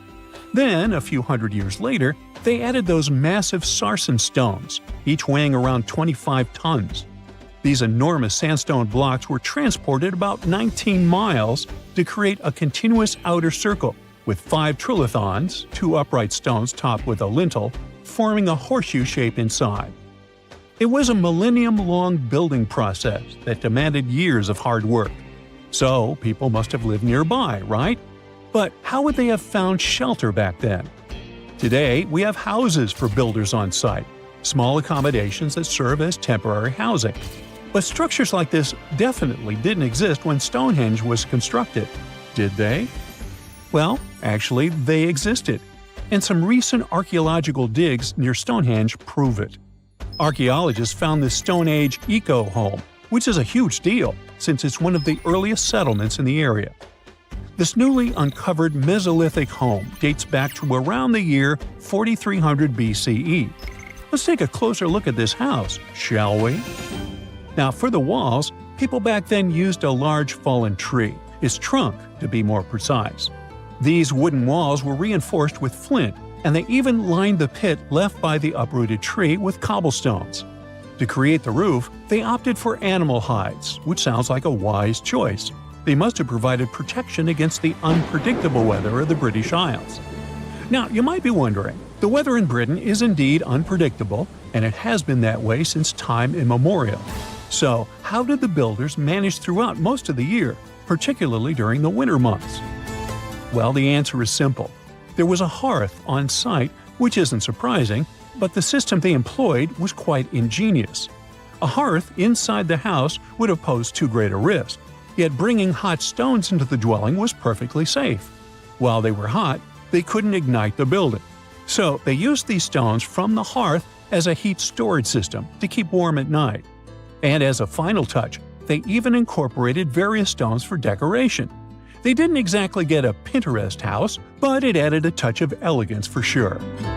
And if you think this discovery is merely about the houses, think again.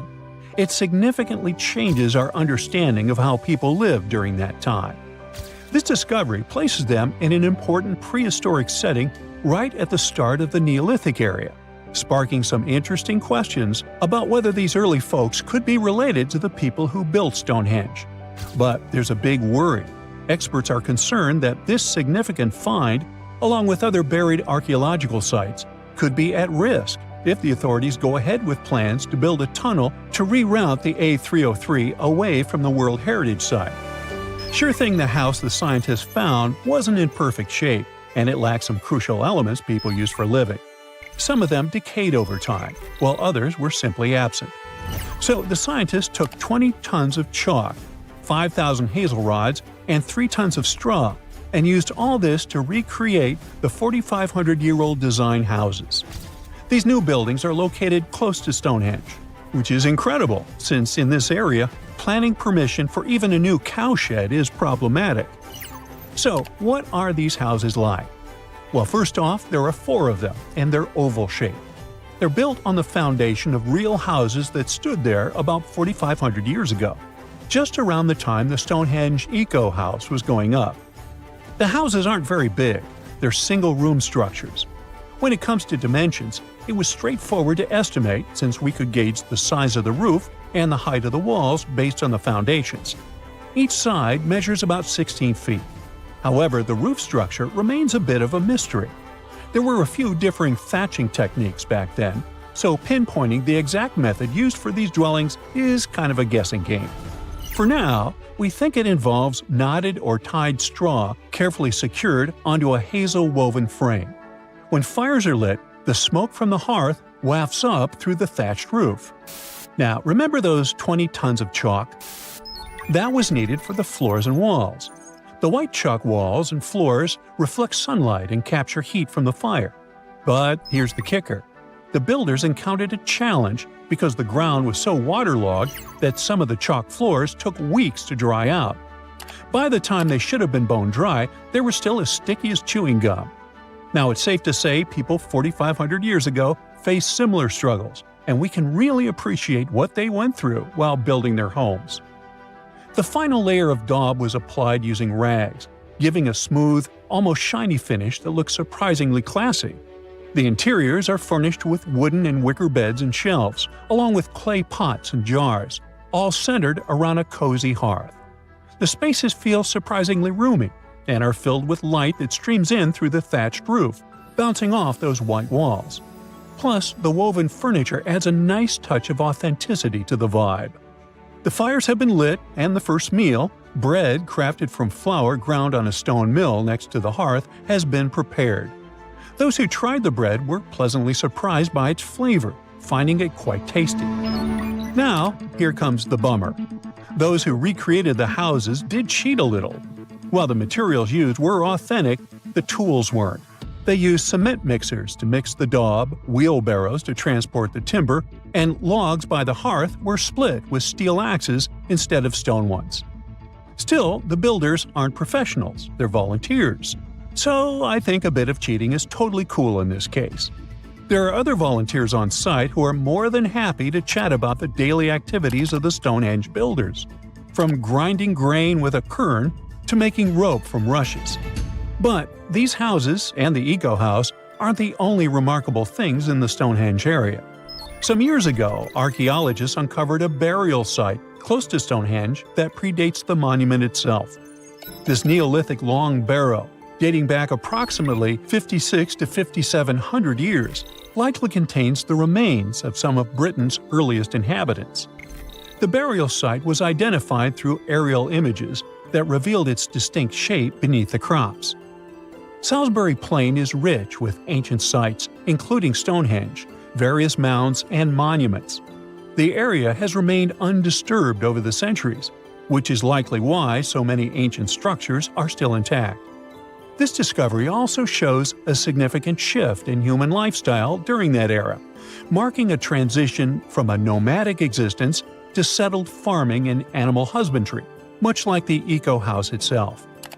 The long barrow in question measures about 85 feet long and 65 feet wide, though much of its above-ground structure has been lost to farming over the years. If this site is like others in the vicinity, it contains the remains of 30 to 50 individuals, along with cow skulls, which were significant to those early communities. Being afraid of the ocean is a very understandable fear. We have it in our genes. In the past, humans had to avoid certain dangerous situations, like big animals and deep bodies of water, in order to survive. Plus, we've only explored 5% of the oceans, so we never know what we can stumble upon there. In regular conditions, GoPro is just a camera.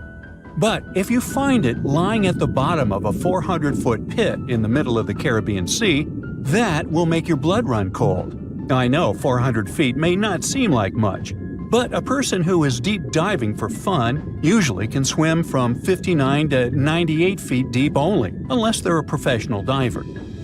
But say you made it to that pit and retrieved that GoPro. That would have still been fatal to you. In this specific hole where the camera was found, there would be a lift of 300 feet.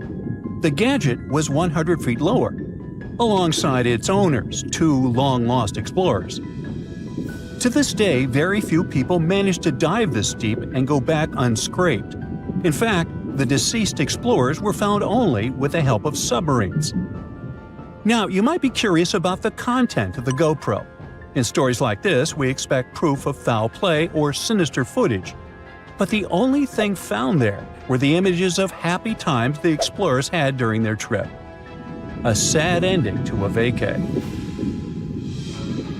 Now, in deep waters, you can also find many species that seem to be otherworldly, but in a cute and interesting way, like the alien sponge.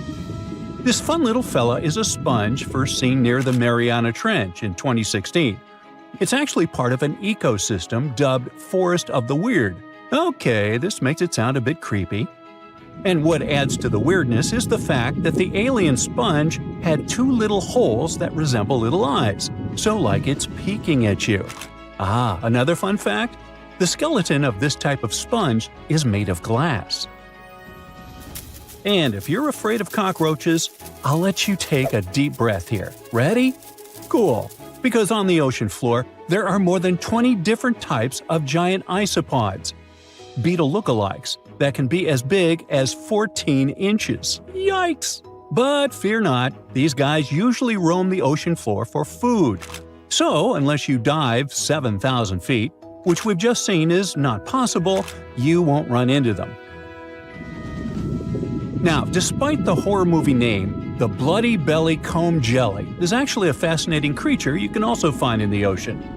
They live in the twilight zone of the ocean, which is between 820 and 4,900 feet below sea level. Pretty far from where you usually soak your feet. But what's so cool about this jelly is its color. Because in the twilight zone, the light is very scarce. Many animals either emit a faint glow, like the anglerfish, or create a camouflage. The jelly here is blood red because, in the pitch-black darkness of the ocean, other animals won't see it digesting colorful bioluminescent prey inside its stomach. Besides, the jelly has a row of combs that spark a very beautiful iridescent light. Beautiful and lethal. Humans also have their fair share of contribution to the weird fest that is the ocean floor. Depending on where you swim, you might just find parts of rocket engines used during the Apollo program.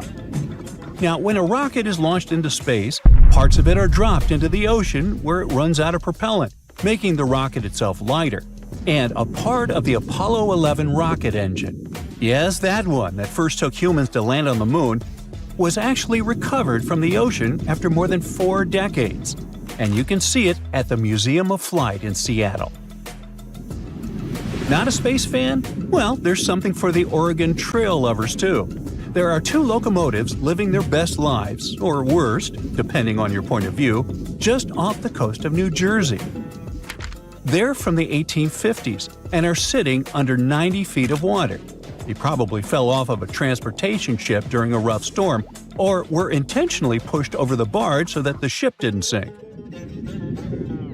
Most of these things can only be seen while diving, but worry not. Even if you have a lingering fear of the deep ocean, you can still find weird things by simply walking on the beach. Look at these bizarre Garfield landline phones washed away in Brittany, France. The French have been having bizarre encounters with the sarcastic orange cat since the 80s, and it took about 30 years for French farmer René Morvan to come forward with a simple explanation. A shipping container with Garfield merchandise got stranded in the sea, only to find its final resting place in a sea cave. We bet Brittany locals are still haunted by the creepy smile of that landline phone. And just like a storm uncovered the Garfield secret stash, it also moved a few ships that sank more than 600 years ago. But this is not a simple Titanic story.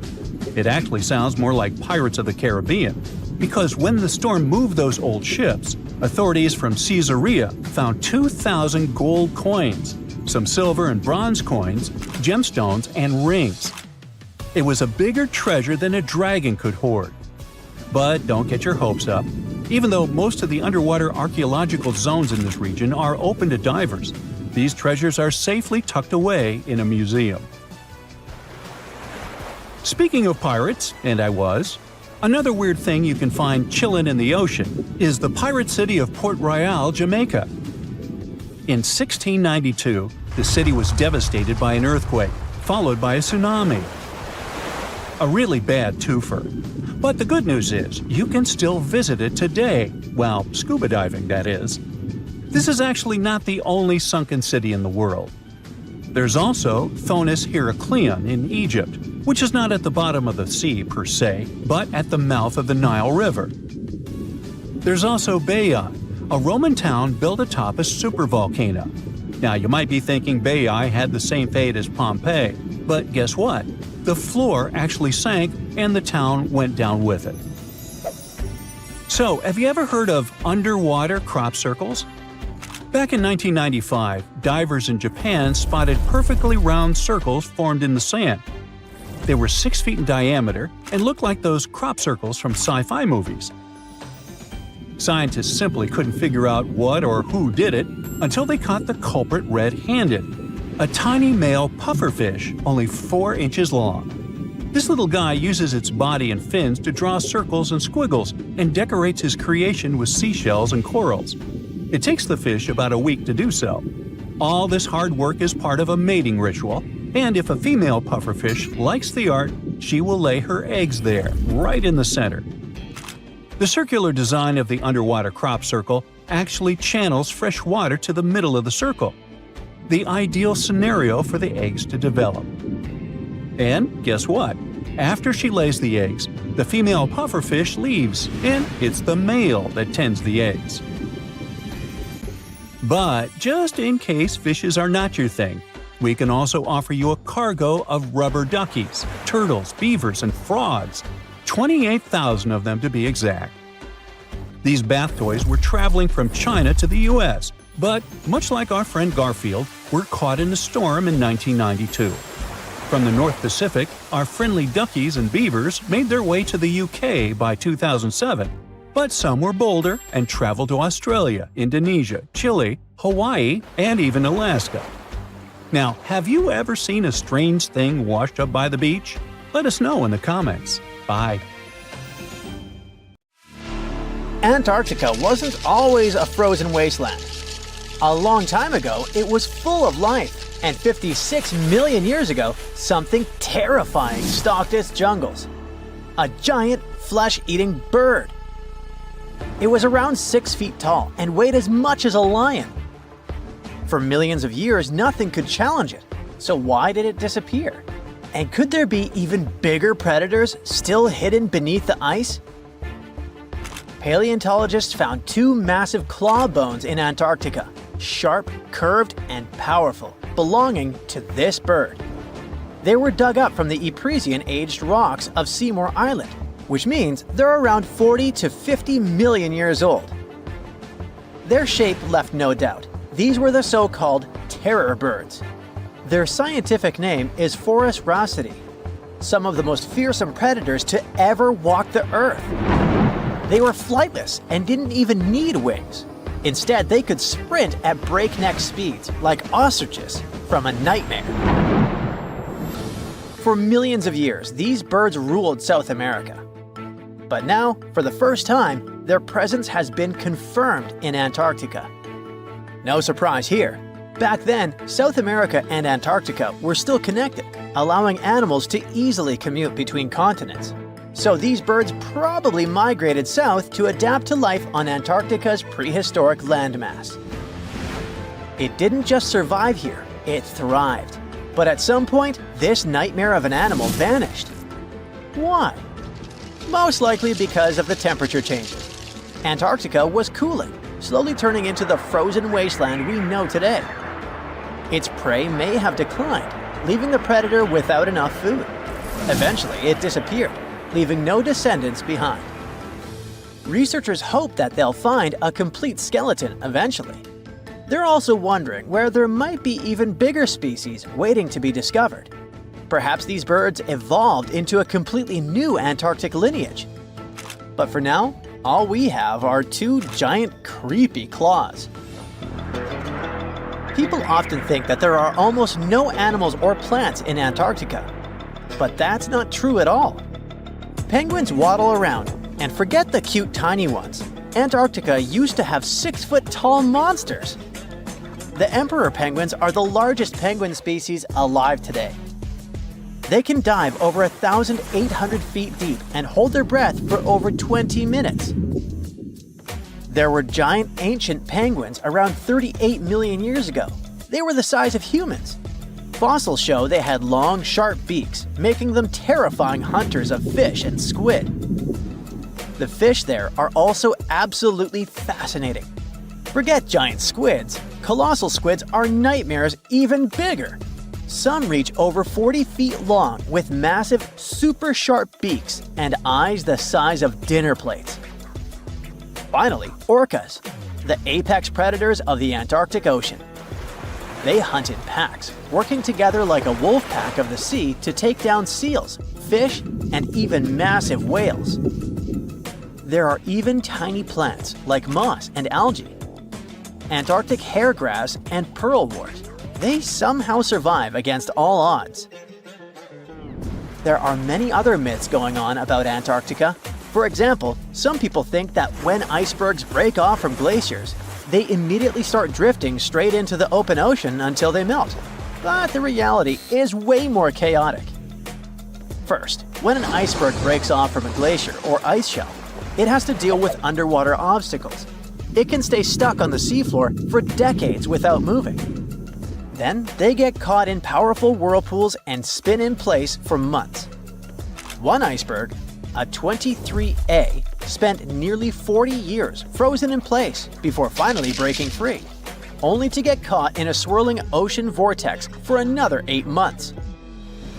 After that, their paths are influenced by ocean currents, tides, winds, and even underwater topography. They don't just float freely. Their movements are full of literal, unexpected twists. And speaking of glaciers, another strange rumor is that some humans can't travel more than 311 miles inland in Antarctica because of an impassable ice wall, freezing jet fuel, deadly winds, and no oxygen. But this is completely false. Antarctica has been explored by planes, vehicles, and even scientists on foot. There's an entire research station sitting at the South Pole. People live there all year long. The ice wall is real, a massive ice cliff rising above the ocean. But that isn't some secret barrier, it's an ice shelf. These are thick slabs of ice that form when glaciers slowly flow off the land and spread over the ocean. Almost 3/4 of Antarctica's coastline is made up of them, but they don't form some giant ring around the world. Antarctica is one of the most extreme places on Earth, but we've conquered its challenges and we keep learning more about it every year. That's why every year, millions of dollars are poured into keeping research stations running, protecting wildlife, and making sure the people who live there have everything they need. But where does all this money go? Well, Antarctica stations are basically small cities. There's electricity, heating, water purification, food storage, and medical facilities. The biggest station, McMurdo, is basically a town with over 1,000 people in summer. It has everything from a fire station to a gym. The South Pole Station is super deep inland, so it's one of the hardest places to supply. Getting food and fuel there requires airplanes flying thousands of miles in extreme cold. But the internet loves a good mystery. When Google Maps revealed what looked like a massive doorway in Antarctica, conspiracy theorists went wild. People joked about everything from Bigfoot's vacation home to a secret base, or even a Star Trek spaceship hangar hidden in the ice. But there's a way simpler and less exciting explanation. It's actually a grounded iceberg, a chunk of ice that got stuck in shallow water and is now slowly melting. As ice moves across the landscape, it flows around bumps and obstacles, creating odd shapes. The process of melting, breaking apart, and refreezing can carve ice into unexpected forms. Antarctica also has incredibly strong downward-blowing winds that sculpt ice into dramatic formations over time. No secret doorway, unfortunately. And speaking of doors, for years, Ushuaia, Argentina, has been called the gateway to Antarctica, the last stop before the icy continent, the place where expeditions begin. But there's another option. Punta Arenas, Chile. Let's compare them. Ushuaia is closer to Antarctica. It's the top departure point for tourists going on cruises. But no regular flights to Antarctica. No major scientific bases operating from here. It's basically controlled by the military, which refuses to allow private flights, only commercially operated ships. Yes, Punta Arenas is further from Antarctica, but 22 countries and global organizations use it as their main base. There are regular flights to Antarctica happening there every year. Private airlines can actually operate here, making it the real air connection to Antarctica. Ushuaia may have the best location physically, but Punta Arenas actually runs the show. Argentina made a huge error in picking its Antarctic airbase. Instead of setting up a simple, accessible base at sea level, they built Marambio Base, very high, on rough terrain, completely impossible to reach by land. Everything has to be flown in by helicopter, making operations slow, expensive, and frustrating. For 50 years, Argentina stubbornly stuck to this bad decision, while Chile set up efficient, well-planned bases that the world now uses. If things don't change, Ushuaia will be nothing more than a tourist stop. But what's terrifying is that Antarctica seems to be returning to its past. It's supposed to be the coldest place on Earth, but something shocking happened just recently. For the first time in recorded history, temperatures in Antarctica broke 68 degrees Fahrenheit. This continent is buried under miles of ice.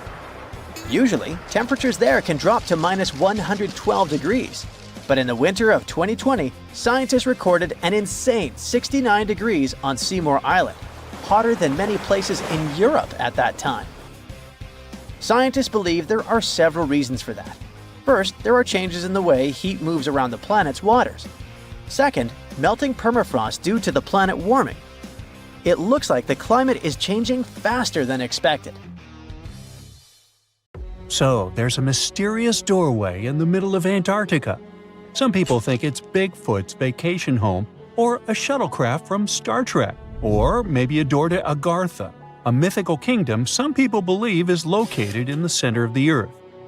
Well, the scientists debunked all these poetic theories and explained that what looks like a mysterious doorway is located in an area of fast sea ice. It's offshore of the coast and is full of little islands with shallow water around them. When ice flows around hard rocks hidden underneath, it can create patterns that look odd but are totally normal. In this spot, the ice is thin, so the rocks underneath have a big effect on how the ice moves. The cold winds in Antarctica also shape the ice and snow and make it look like they're lines and shapes. So, the mysterious doorway is just a rocky ridge poking out because the ice has melted a little. The top of the doorway is the tip of the rock, and the sides are snowy trails left by strong winds blowing in the same direction.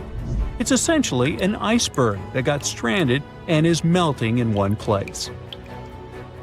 One YouTuber found another out-of-place mysterious object more than 150 miles off the shore of Antarctica, a 400-foot-long ice ship.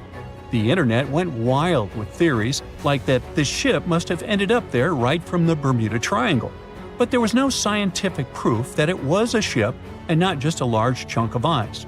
And once some other internet users revisited the place, they noticed the ice melted in the summer and the hypothetical ship was gone. Another mysterious Google Maps find in Antarctica was a pyramid. And before you make up an exciting theory about how the ancient Egyptians built a secret base here, I have to tell you it turned out to be just a mountain. It's part of the tallest mountain range in Antarctica that stretches for almost 250 miles. It's not the first pyramid on this continent, as explorers from the British Antarctic Expedition found another unusually shaped mountain and nicknamed it the Pyramid. But this one didn't even have a pyramid shape. Here's one Antarctic find that definitely won't disappoint you: a giant ice shelf that reminded scientists of the Grand Canyon. A special submarine robot named RAN covered over 600 miles under the thick ice and brought back some amazing footage of icy mountains, valleys, flat plateaus, and swirly patterns made entirely of ice. One of the strangest things RAN found was giant bowl-shaped holes, or scoops, in the ice. Sadly, scientists lost track of the robot.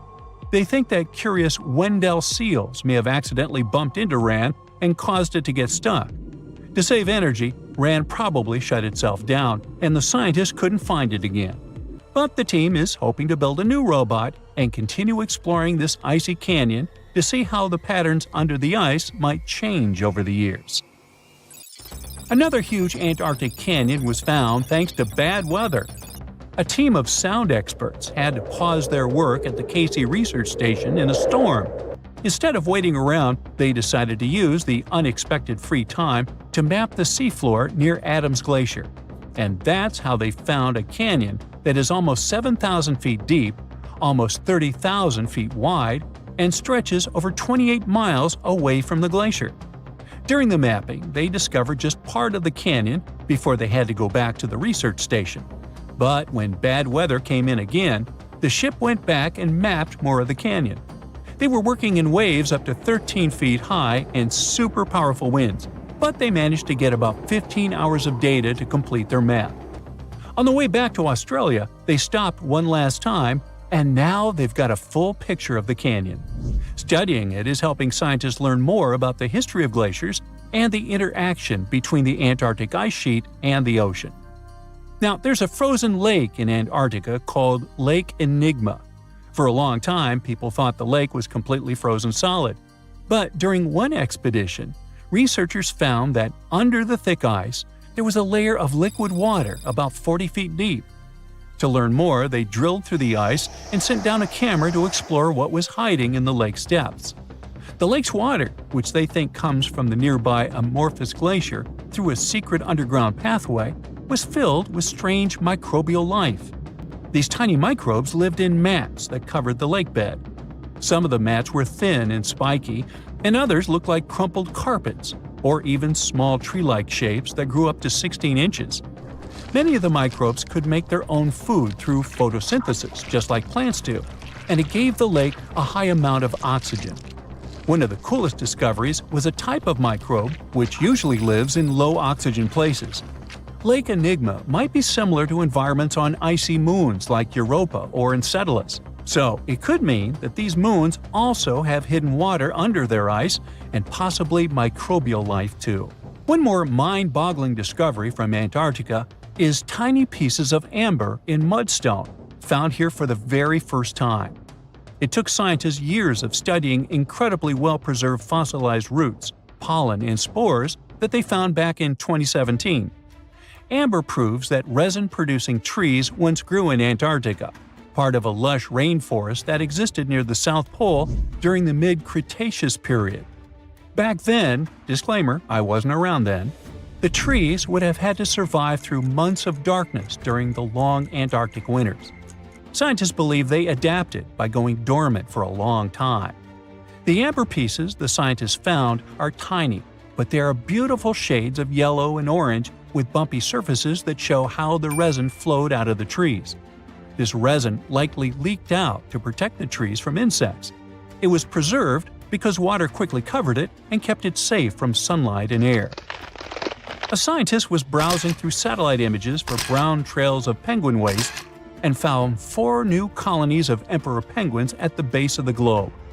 These new colonies likely have been around for years, though 3 of them are rather small, with fewer than 1,000 breeding penguins each.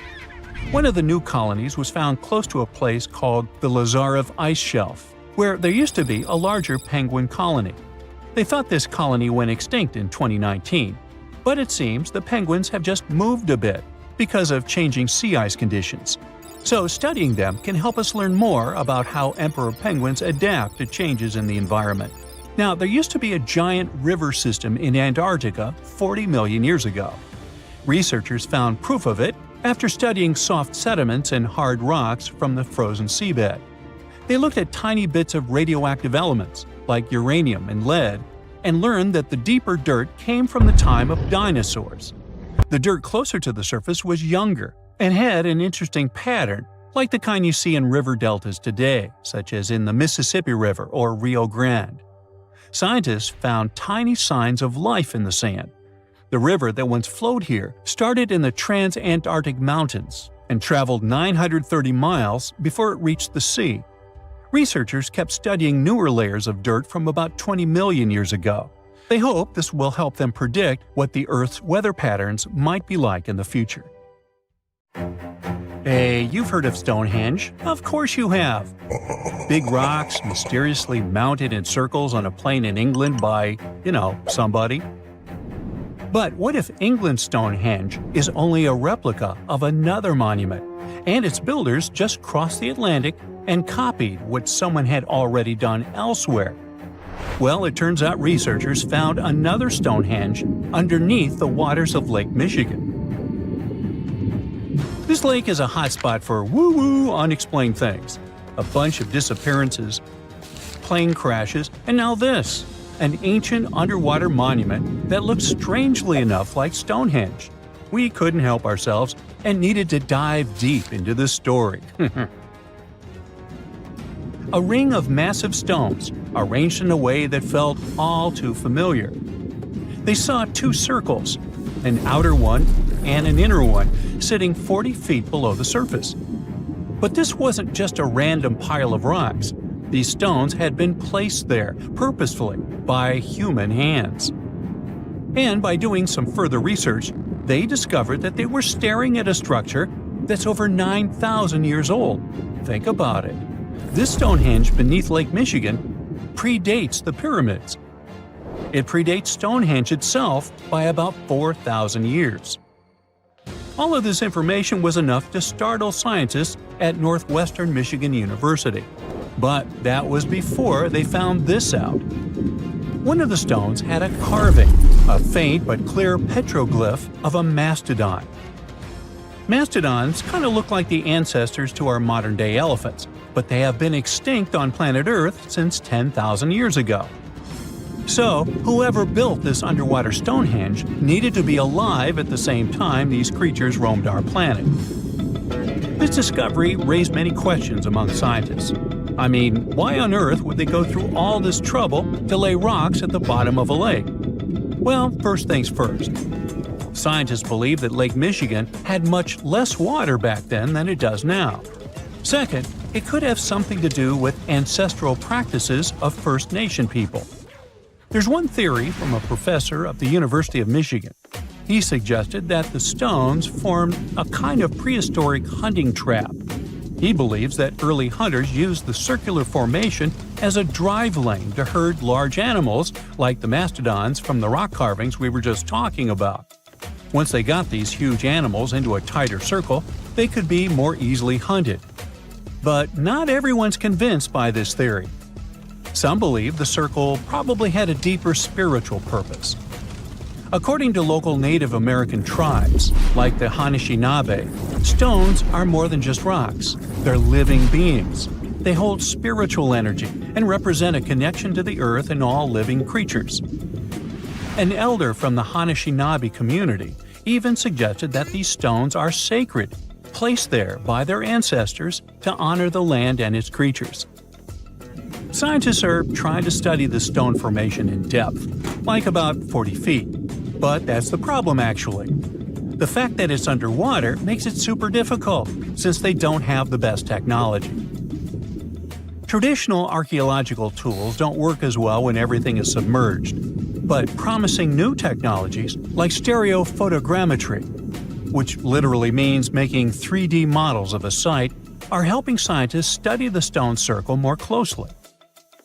Still, research is slow and expensive, so it's hard to know when this mystery will come to a close. As we said, Lake Michigan is a hot spot for unexplained phenomena. Its lakebed is filled with shipwrecks, such as the Thomas Hume, a sturdy American schooner. It also collects debris from airplanes that have suddenly gone missing while flying the area, such as Northwest Airlines Flight 2501 that disappeared in the 1950s. Some people even call the area the Lake Michigan Triangle, suggesting paranormal activities like what happens in the Bermuda Triangle might be going on. The lake spans over 22,000 square miles, which means it's almost two-thirds the size of the country of Ireland. In 2024, scientists were able to access another one of Lake Michigan's mysteries, the wreck of the Margaret A. Muir schooner. This 130-foot-long sailing ship sank over 130 years ago.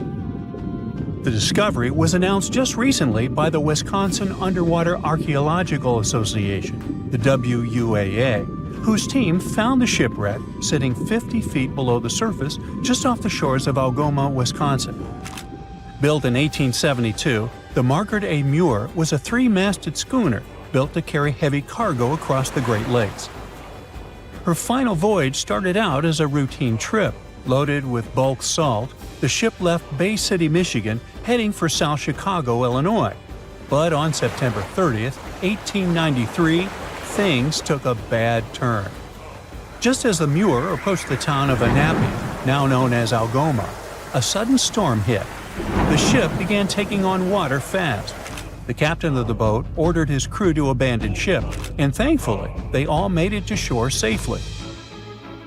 For more than a century, the wreck sat undisturbed on the lakebed, its location a mystery. But thanks to a combination of historical research and high-resolution sonar, WUAA searchers finally found her in May of last year. The wreck is remarkably well preserved, with parts of the deck and gear still visible. Well, just a few lakes over to the left, researchers uncovered another impressive thing. At the bottom of Lake Mendota, near Madison, Wisconsin, researchers found 11 ancient canoes. They believe the oldest of the canoes dates all the way back to 2500 BCE. Now, if you don't get why that's important, it's because you're thinking with today's head. If in a classic Midwest highway you see a bunch of pickups, then back in the ancient days you see only canoes. They were the main mode of transportation for indigenous cultures. They were used to fish in deep waters, trade goods, and travel long distances. The reason why scientists were so excited with this discovery is because they had never found any proof of what canoes were being used for in this region back then. And to understand the local cultures that inhabited the area during this time period, they needed to have some information on that. This exciting discovery was announced by the Wisconsin Historical Society in May 2024. The first canoe, which they believe is around 1,200 years old, was pulled from the lake in 2021. Then a second one was dug up in 2022. And now divers have found at least 11 more canoes along what would have been an ancient shoreline, long since submerged. One theory is that these canoes were intentionally sunk to keep them from freezing or warping in winter. It's possible people stored them in the same spot for generations. Or maybe this is just a small part of a much bigger settlement. Historians do believe there could be an ancient village hidden under the water of the lake. Divers have already found stone tools, like net sinkers used for fishing, but the village itself hasn't been located yet. Truth is, while the Great Lakes often steal all the thunder, scientists point out that smaller lakes like Mendota have stories too. The Wisconsin Historical Society is working closely with Native nations to piece together more about the lake's history. You'll need to believe me when I say there is a third Stonehenge, all the way under the waters of Lake Constance, Switzerland. I mean, think of it like Stonehenge's cousin. Archaeologists began to discover this back in 2015, when they found a line of 170 man-made stone cairns under the lake. Scientists say this was most likely the work of several villages, and that the cairn site was probably used for some collective purpose because, well, the formations are huge. Some of them are several dozen feet wide, and they can build up to 6 feet. The most amazing discovery so far is that the site dates back to around 5,500 years ago. So around the time the original Stonehenge was being built. Some of the facts that link them together are their construction dates, as well as the distinct characteristic of stone monuments built in a circular format. Scientists don't know much about this site yet, but hey, I see a pattern manifested all over the world, don't you? Archaeologists have been studying Petra in Jordan for 200 years, and in 2024, they found something they had never seen before. It's a tomb with at least 12 complete human skeletons and artifacts that are over 2,000 years old right in front of the treasury. Bronze, iron, and ceramic items were placed with the deceased, which shows how people honored their loved ones when they passed away. It's a rare chance for scientists to learn more about the Nabateans, an ancient group of Arabian nomads who built Petra. The objects found in the tomb under Petra's treasury are in amazing condition, but the skeletons became fragile because it's damp inside the tomb. They plan to study the remains and extract DNA to see if the people in the tomb were related. While some scientists are solving tomb mysteries, others have trained AI to find new ancient sites for them. They've created an algorithm that works with a special type of satellite imagery. This technique uses radio waves that can peek under things like sand, soil, and even ice to find hidden objects. AI will help search a huge desert on the Arabian Peninsula called the Empty Quarter for archaeological treasures. The lead scientists of the experiment trained the algorithm to recognize hidden locations using data from a site they had found before. The new tech can discover buried structures within 20 inches, which is very precise. Another groundbreaking tech, LiDAR, which means light detection and ranging, helped archaeologists reveal new hidden cities all around the world. LiDAR can see big structures beneath layers of vegetation and map even subtle changes in ancient landscapes. They use it to scan large areas from a small plane flying over places that aren't so easy to study from the ground, like dense jungle.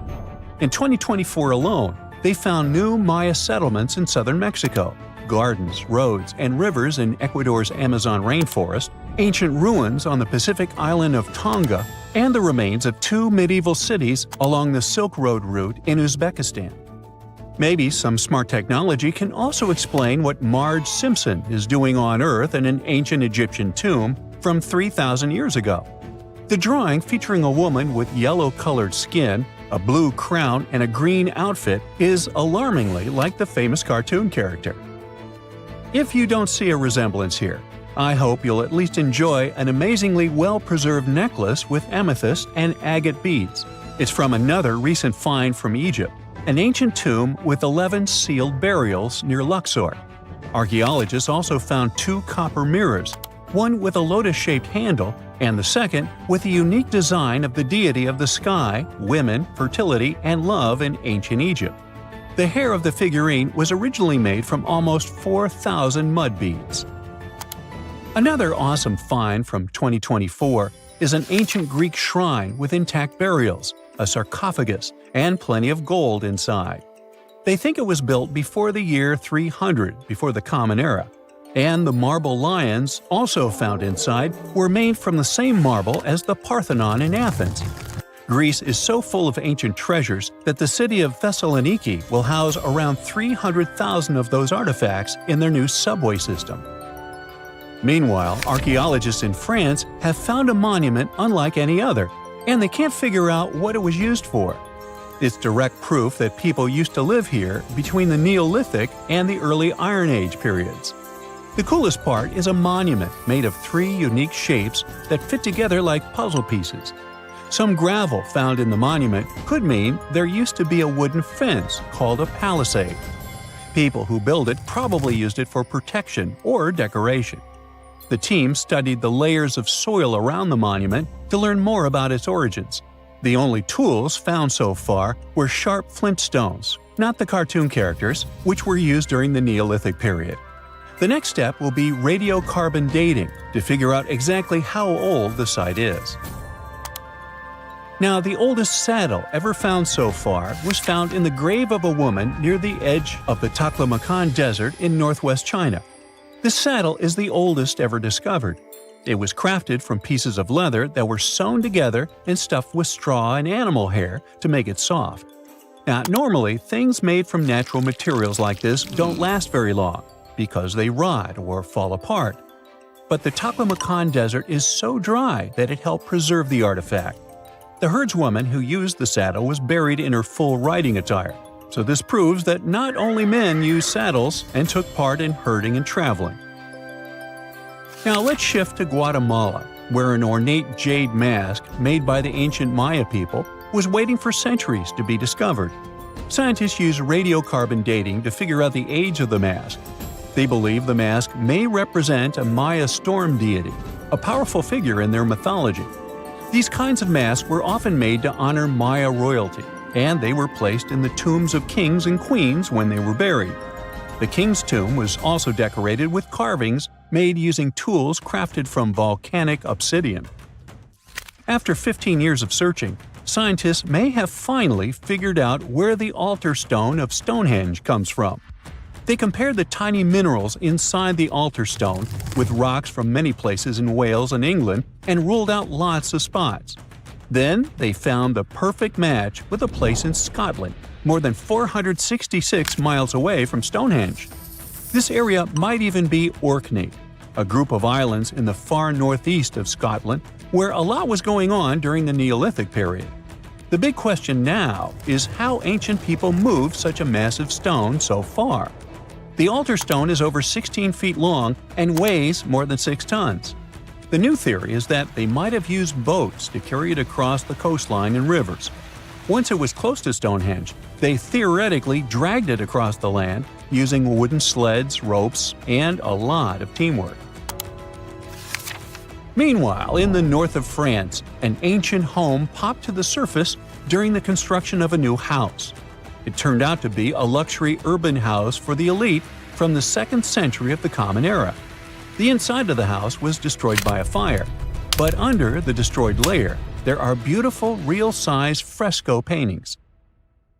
Turkish archaeologists unearthed the arm and foot bones of elephants that lived around 9 million years ago. They also found fossils of early horses, giraffes, and even saber-toothed cats. They've already identified 43 distinct types of animals from this site and collected more than 4,000 fossils.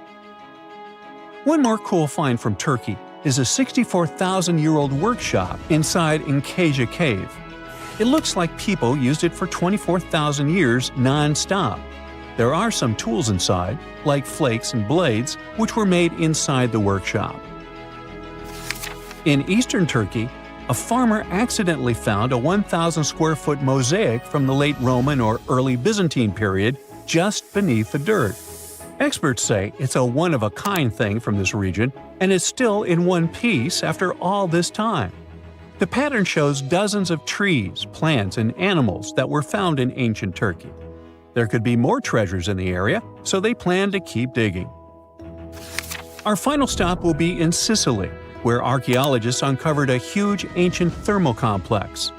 Inside, they found 2 rooms with floors covered in colorful mosaic designs, along with a large courtyard surrounded by arched wings.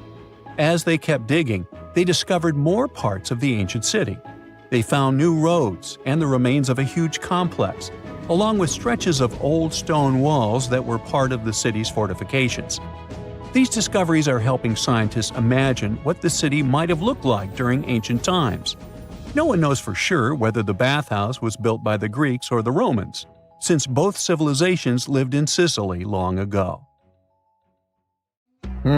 Something strange is lurking beneath the sands of Giza, and scientists have no idea what it is. Archaeologists just found a hidden structure near the Great Pyramid using advanced ground scanning technology. What's inside? Nobody knows, but excavations are already underway. The Great Pyramid of Giza is one of the most famous monuments on Earth, but it doesn't stand alone. It's surrounded by an ancient necropolis, a massive royal graveyard filled with tombs and monuments. They belong to pharaohs, nobles, and other high-ranking officials. Most of these tombs are above the ground. They're called mastabas, rectangular, flat-roofed tombs built from limestone or mud brick, and they've been studied for decades. But from old movies, we know that these weren't simple graves. They have deep vertical shafts leading to underground burial chambers, where the past was sealed away for eternity. And recently, archaeologists found one curious empty space in the cemetery, a completely unexplored patch of ground. No mastabas, no visible ruins, nada. For years they ignored it, but between 2021 and 2023, they decided to investigate. They didn't dig, though. Instead, they used a technology that kind of acts like X-rays for the ground. These radars let scientists see the secrets hidden there. And there was something hidden beneath the sand, something deliberately buried and forgotten. A two-part underground structure. One part was shallow and L-shaped. It's about 33 feet long and buried just 6.5 feet deep. But below that, a deeper, more mysterious anomaly. A structure completely different from anything else in the area. They called it a highly resistive anomaly, which means it's dense and solid, likely made of stone, sand, or even metal. And still, no one has a clue what's inside it. Now, it's clear that humans made the L shape. It wasn't formed by nature. And the shallower structure might have been an entrance to whatever is hidden below. But they only have some theories about what might be hidden there. It's also filled with sand and gravel. It was probably deliberately backfilled after its construction, perhaps to preserve this. Why? Well, we don't know yet. The archaeological team will need to excavate to understand what exactly this thing was and why it was built. The first guess is a lost burial chamber.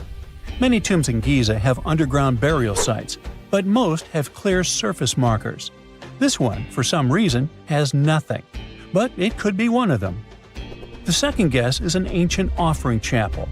Egyptologists know that some chapels were built in this shape, but usually they were above ground, not buried like this. And finally, it might be something we've never seen before. If this turns out to be a new type of structure, it could rewrite what we know about the burials of pharaohs.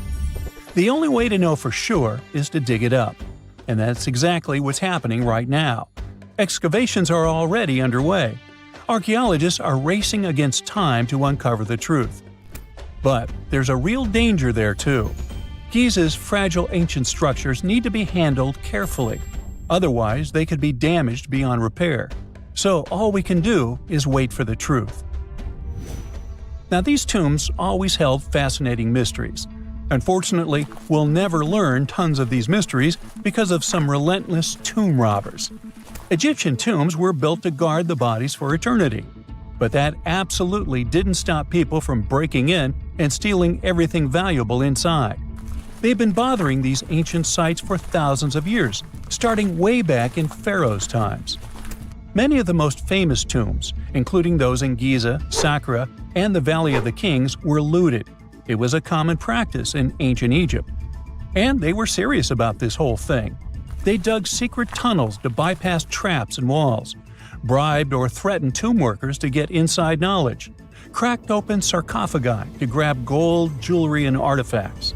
And by the time modern archaeologists got to most of these tombs, they had already been picked clean. The reigning pharaohs got tired of this infuriating nonsense. The Valley of the Kings, the famous burial ground of Egyptian royalty, was supposed to be the ultimate safe zone. Tombs were built deep underground, hidden in the desert. Passages were sealed with giant stone blocks. False doors and traps were added to confuse thieves. Even curses were written on the walls, warnings of horrible endings for anyone who dared to disturb the tomb, which is exactly where we got all those horror stories about mummies from. Spoiler alert, none of it worked. Most tombs in the Valley of the Kings were fully robbed within 100 years of being sealed. Even King Tutankhamun's tomb, one of the most famous in history, was broken into twice in ancient times. Some of them decided to try and fight back. The New Kingdom rulers built hidden unmarked tombs in a way that should have prevented the looters from finding them, but didn't work. Some pharaohs, like Ramses II, were moved in secret to prevent their bodies from being stolen. Nope, didn't matter. The grave robbers always won. That's because tomb raiders weren't just random thieves. They were skilled, organized, and well-connected. They knew exactly where to look. Many were the ones who had built these sites in the first place, and they knew where the entrances were. If they couldn't smash through the doors, they'd dig through the walls, floors, and even ceilings to break inside. They also worked fast, often within a few years after the tombs were sealed, before anyone forgot where the valuable stuff was. The Khufu's pyramid, the one that's next to this newly discovered structure, was looted long before modern times. The one thing left inside when explorers got there? An empty granite box where the sarcophagus used to be. Unfortunately, it's not just about gold. History itself gets stolen during these raids. Ancient Egyptians wrote detailed records of what exactly and where they buried. So when archaeologists compare these lists to what's found, they can see what's missing, which is often everything valuable. Most artifacts don't end up in museums. They just disappear into private collections, where they can never be studied again. Which is, of course, completely unfair. In fact, a few countries have had enough and started passing laws to take historical artifacts back from private collectors. In Italy, if you own an ancient Roman artifact, you must prove you got it legally. China is actively hunting down stolen artifacts, and they must find ways to retrieve it back from the Western collectors. In Egypt, they passed new laws making it illegal for private citizens to own any ancient Egyptian artifacts at all. Other countries, like the US, the UK, Germany, or Switzerland, are completely fine with rich guys owning their history. The British Museum is built on looted things. European empires invaded half the planet and took whatever they wanted back home. Their museums are often full of such stolen artifacts, and unfortunately, they refuse to give most of them back. For example, the Rosetta Stone. It was taken from Egypt by Napoleon's army, then stolen again by the British after they beat the French. Egypt has been demanding to return for years, but they still can't get it back. Or the Parthenon marbles. These magnificent massive Greek structures were taken from the Parthenon in Athens by a British lord in the 19th century. Greece has been begging for them back ever since, but the UK doesn't feel like it. Not to mention tons of Mesoamerican artifacts, scattered in various museums across the world. European explorers raided Mayan and Aztec temples, took statues, jewelry, and sacred objects, and now Mexico is fighting to get them back. Well, wouldn't it be surprising even if this mysterious underground chamber has somehow been looted already? But if it's a newly found place, could it be one of the few that escaped the hands of grave robbers? Could there still be ancient artifacts, untouched for 4,500 years? We can only hope that those guys didn't get there first. Big news! Santa is real, and he looks like this. I know it's not exactly how we pictured the jolly old guy, but a recently discovered tomb might just be the proof we've been waiting for to show that St. Nicholas was real and Turkish. Turns out, he wasn't a North Pole native, but a kind-hearted bishop from the 4th century, famous for giving gifts to everyone. The legend says he was a wealthy man born in the ancient city of Patara, modern-day Turkey, who traveled to the countryside to help the poor and the sick. For centuries, though, people couldn't be sure he actually existed. Some historical sources say he was buried in Myra, which is now called Demre, Turkey. Since the 80s, archaeologists have been digging around this area, trying to prove it. And now, their Christmas miracle has finally come true.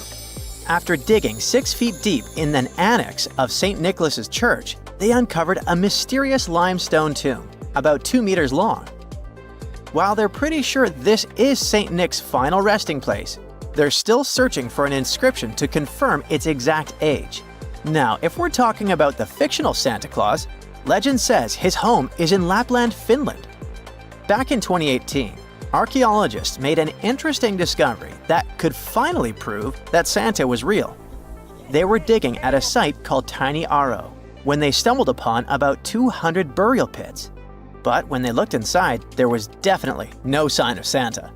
Actually, there were no human skeletons at all, just a bunch of things like pottery and animal bones. So no one really knows what this place was. That was the complete opposite of what happened with a group of archaeologists working in the ancient city of Petra, Jordan. Since 2003, there have been rumors about hidden chambers beneath the famous monument called Al-Khazneh, also known as the Treasury. 21 years later, a team finally decided to dig and uncovered an intact tomb. Inside, they found at least 12 human skeletons and artifacts, estimated to be over 2,000 years old. Hundreds of thousands of tourists travel to Al-Khazneh every year, and most of them probably go there to see the site of the Holy Grail in the movie Indiana Jones and the Last Crusade. So, do you want to know the funny part? One of the skeletons in the tomb was clutching a ceramic chalice that looked a lot like the Holy Grail. You probably remember the devastating fire that caused massive damage to Notre Dame in Paris back in 2019.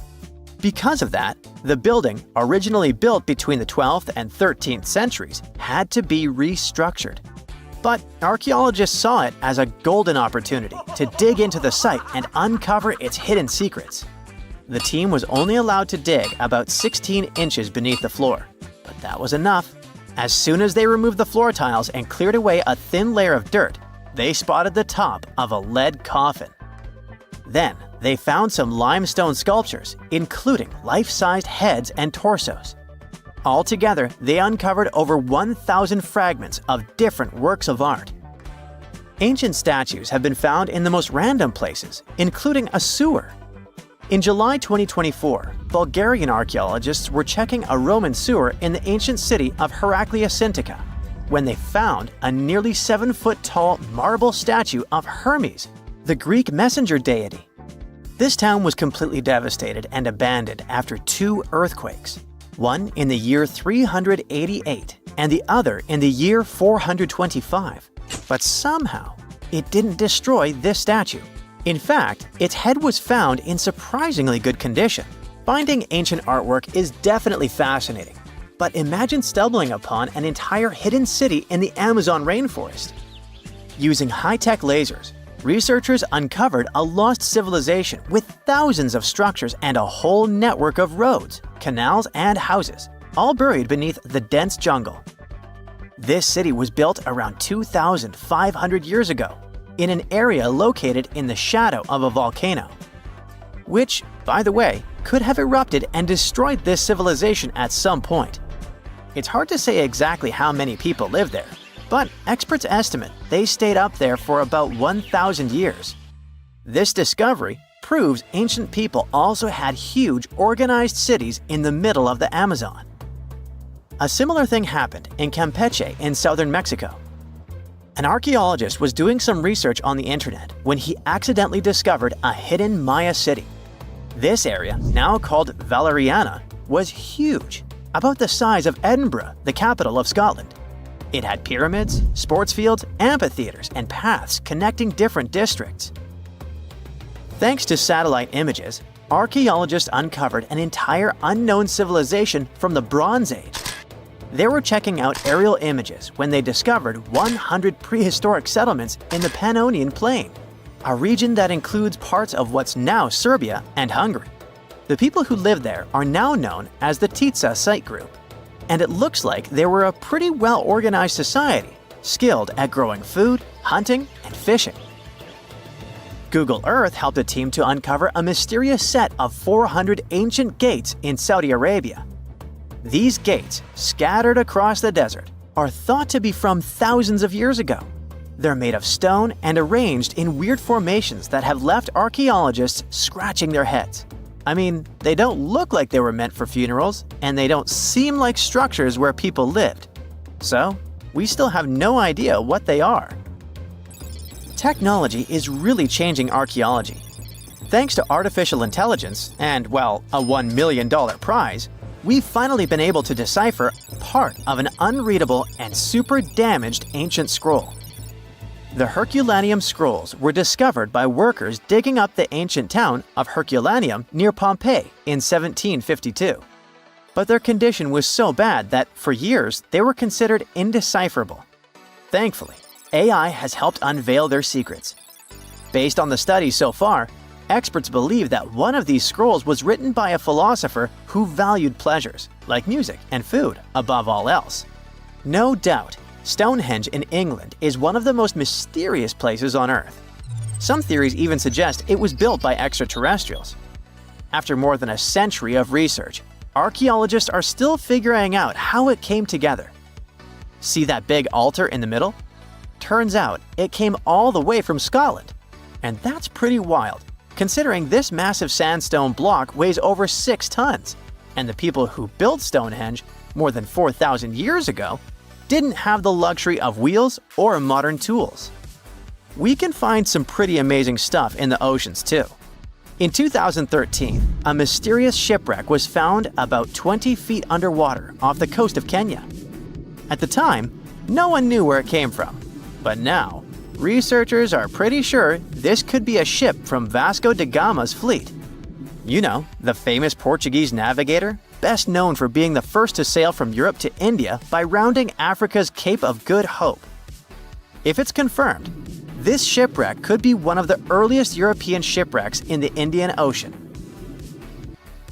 Ancient treasures can take many forms, including a bottle. Recently, archaeologists in Norway uncovered a 150-year-old message in a bottle during an excavation of a Viking burial mound. The bottle contained a letter written by Anders Lorange, an archaeologist who worked on the site back in the 1800s, along with his business card and a few coins wrapped in paper. The letter gave some details about the excavation, though it seems Lorange got a few things wrong, like the exact number of Viking shields discovered. At the end of the letter, he wrote a personal note in runic script, "Emma Gade, my girlfriend." So it gave us not only insights into history, but also a peek into his love life. Throughout time, scientists have managed to uncover about 6,000 early human fossils, ranging from skulls to teeth. For some of these fossils, it was a breeze. Researchers could instantly identify them as belonging to, say, the Neanderthals. However, when it came to others, things got a bit trickier. Some fossils just didn't fit into any existing categories. So, what categories of prehistoric humans do we actually know about? Well, up until recently, we recognized 8 different species of early humans. One of these is Homo habilis, which means handyman. You'll recall that Homo is Latin for human. They resembled regular primates, but were pivotal in our evolution. They were the first to create stone tools, which significantly aided their daily activities, such as butchering. Next up, we have Homo rudolfensis. These guys were larger than Homo habilis and boasted bigger brains, but they were still quite distant from modern humans. For example, even though the neurological structure of their brains was becoming more complex, they were probably not capable of using any form of actual spoken language. Then came Homo erectus, the first to walk upright, followed by Homo antecessor, which is considered the last common ancestor of modern humans and Neanderthals, along with a host of other Homo species. Meanwhile, we're still piecing together the story of the enigmatic Denisovans. Our knowledge of Homo naledi is pretty limited too, since it was only discovered in 2013, and it is species number 8. Interestingly, Naledi means star in the Sotho language because they were found in a cave called Rising Star. Scientists were taken aback by them. Everything suggested they were around 2 million years old. But after closer examination and some tests, it turns out that the Naledi species is much younger, between 236 and 335,000 years old. Their hands were adapted to making tools, yet no tools have been found nearby. Long story short, they're a puzzling species, and there's still so much more to learn about them. So even though today we have only one human species on our planet, Homo sapiens, we continue to discover ancient species that are long gone. Now you might wonder why researchers study these extinct species. The truth is, they need this knowledge to piece together the intricate narrative of our prehistoric past. In 2024, a significant discovery emerged, the 9th human species, named Homo giluensis, which translates to large-headed. Researchers suggest that this species hunted wild horses, crafted stone tools, and processed animal hides to survive harsh winters. A researcher from the University of Hawaii noted that the discovery of this potential new species came about while his team was developing a novel method for classifying fossil evidence. Interestingly, one potential representative of Homo giluensis isn't entirely new to science. The Denisovans, first identified in 2010 through DNA analysis of a finger bone found in Siberia, have yet to be classified as a distinct species. Some scientists propose that they may actually belong to this newly identified group. These big-headed individuals could help shed light on the long-standing mysteries surrounding these hominin fossils, which have puzzled researchers due to their mixed characteristics of Homo erectus and Homo sapiens. You see, sometimes it's tough to call a spade when you don't even know what a spade looks like. You get the idea? Many unsolved mysteries linger, simply because scientists haven't had this crucial, big-headed piece of the puzzle.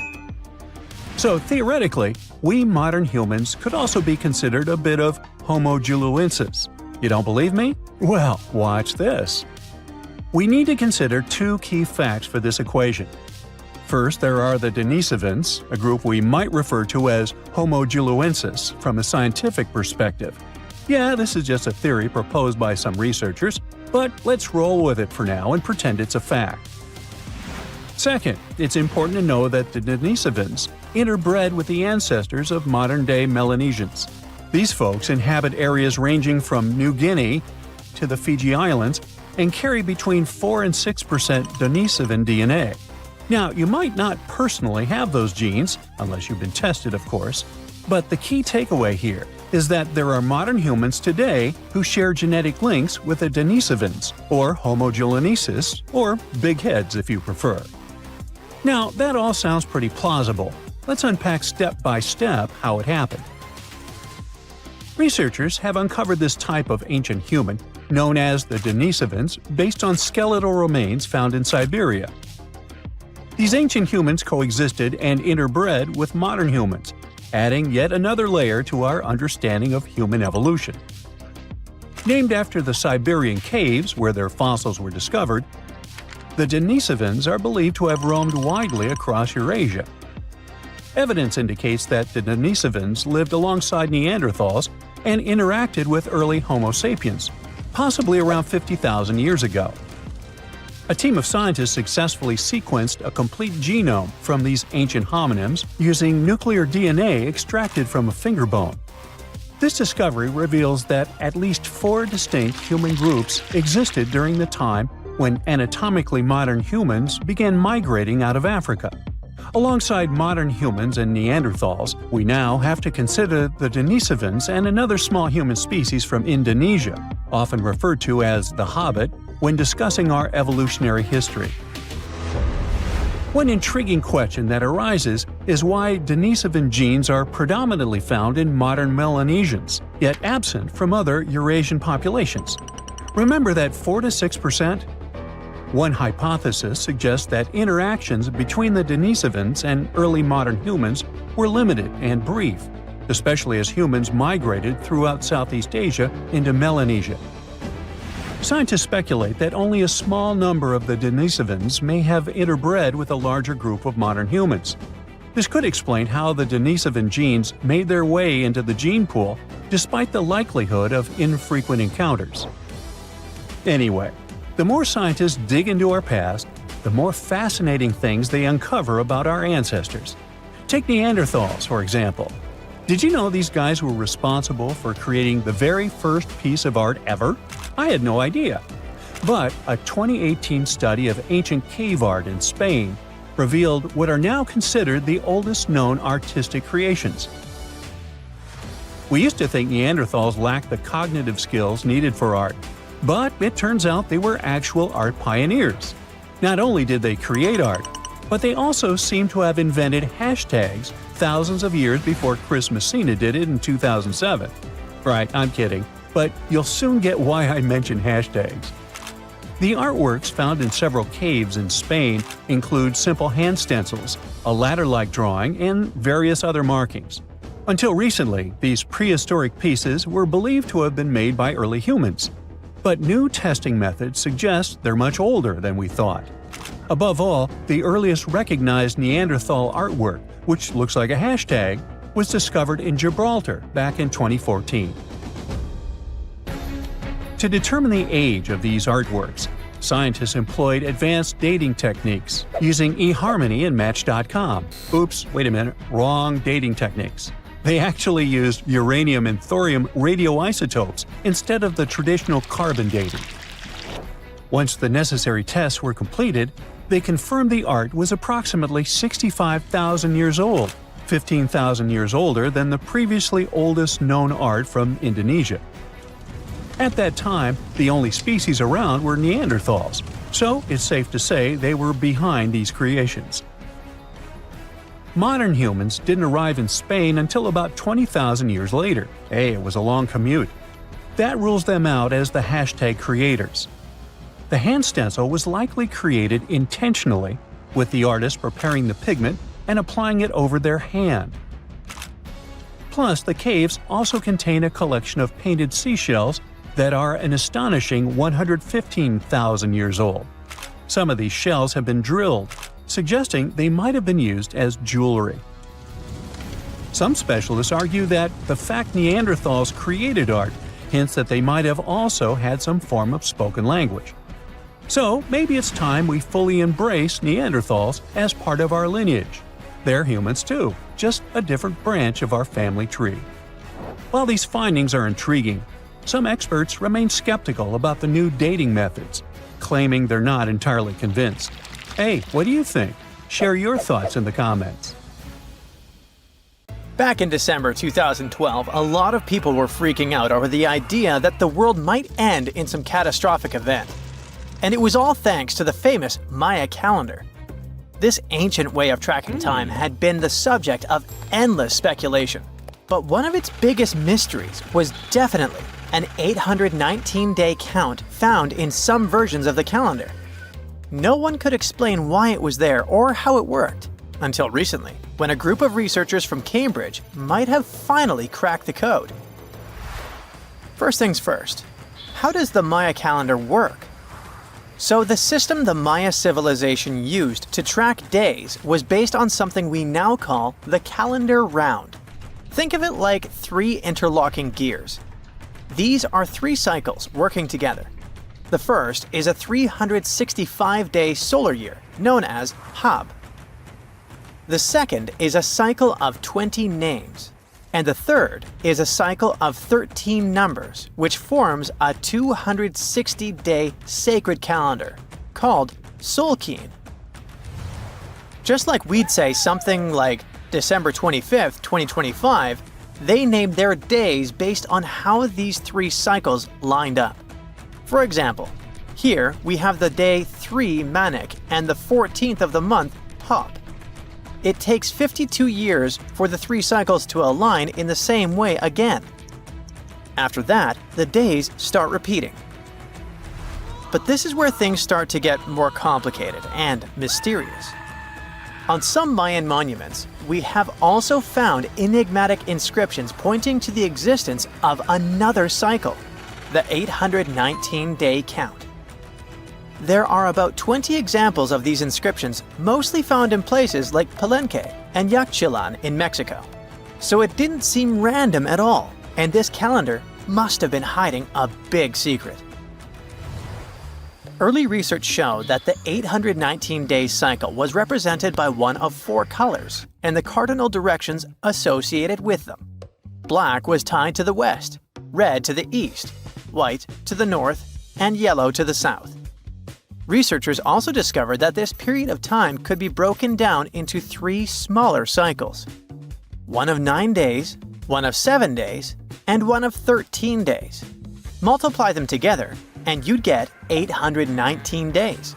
Pretty cool, but why did they do that?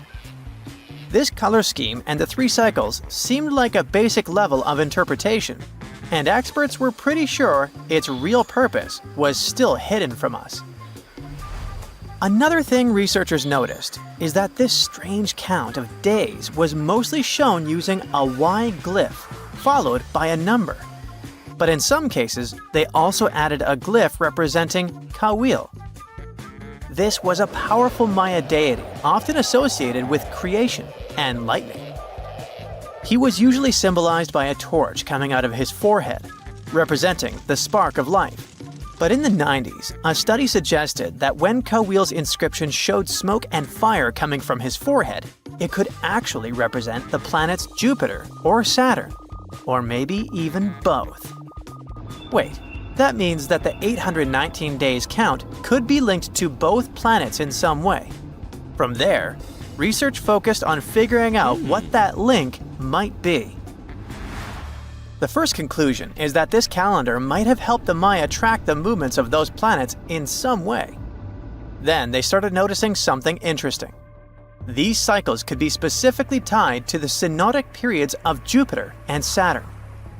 By synodic periods, we mean the time it takes for a celestial body, like a planet, to return to the same or nearly the same position as seen from Earth. While this possibility was pretty exciting, something didn't quite add up. Each planet moves very differently, and trying to fit multiple planets into an 819-day span just didn't seem to work. In other words, this 4-part color-coded calendar system was simply too short to align perfectly with the synodic periods of the visible planets. So it looks like we're back to square one. This mystery had people scratching their heads for ages, until 2023, when specialists realized they might have been looking at it all wrong. Researchers actually needed to shift their perspective. Instead of seeing this system as 819 days, they needed to consider the number as representing timelines. And this period of time could be just a small part of a much, much bigger calendar. You see, as we said earlier, this cycle seemed to track the period when a planet became visible to people on Earth. To prove that these 819 cycles were timelines, not actual days, researchers needed a planet that could serve as a starting point to back up their theory. In this case, it was Mercury. And there's a pretty simple reason for that. Mercury's synodic period is 117 days, which fits perfectly into the calendar count. I mean, if you take 1819 and divide by 117, you get the number 7. So, Mercury is the only visible planet whose synodic cycle fits neatly into this period as whole numbers. Perfect. Now they had a solid starting point. From there, they needed to expand the calendar by increasing its length to 20 periods of 819 days. Suddenly, a pattern emerges. And just like that, all the synodic cycles of the planets fit perfectly into the system. For example, Saturn's synodic period from 378 days lines up perfectly after 6 819-day cycles. Venus aligns every 5 cycles. Jupiter every 19 cycles. And Mars, which takes the longest, needs 20 cycles. In other words, it takes about 45 years for Mars to align with the synodic periods of all visible planets. So, this is how researchers determined that the ancient civilization wasn't referring to days, but rather to timelines. The Maya astronomers came up with this count as part of a larger calendar system of 20 periods. But then a question comes up. Why was studying the Cenotic period so important to the Maya? Well, we don't have super specific answers about this mysterious calendar yet. But what we can say for sure is that the Maya truly believed in the powerful influence of the cosmos on daily life. So maybe they wanted to analyze how the movements of all the visible planets lined up with their other calendars. Of course, this system is just one part of the Maya's amazing and advanced understanding of astrology. And it wasn't just about using astrological cycles for planting and harvesting. They also had crazy specific knowledge, like how to predict solar eclipses. Archaeologists believe the Maya connection to the stars is reflected in the ruins of their world. Take the famous pyramid in the ancient city of Chichen Itza, located in Mexico's Yucatan Peninsula. If you look closely at the base of its staircase, you will see a snake's head carved in stone. But here's the coolest part.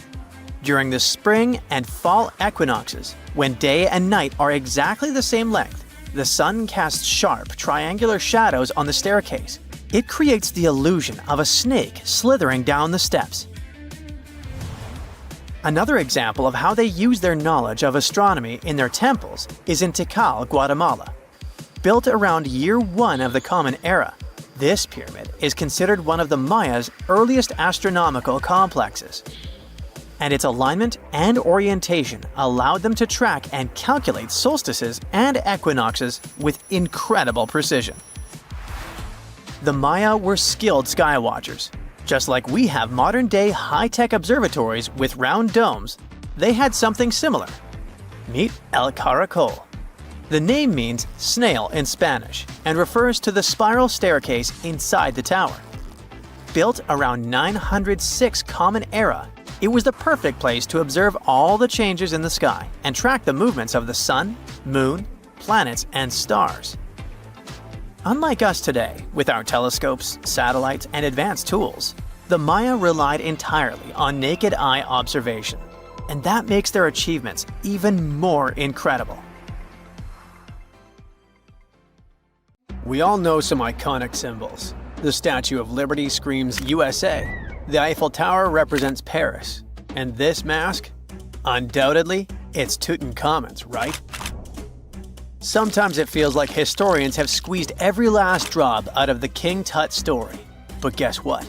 The most obvious details often slip right under our noses. Like the fact that this famous mask didn't actually belong to him, nor was it ever meant for him. Stick with me for the details. Can we get a close-up of that mask? Thanks. See those holes? Yep, they're for earrings. And no, it's not that they had anything against jewelry, but back in ancient Egypt, earrings were typically worn by high-status women or kids.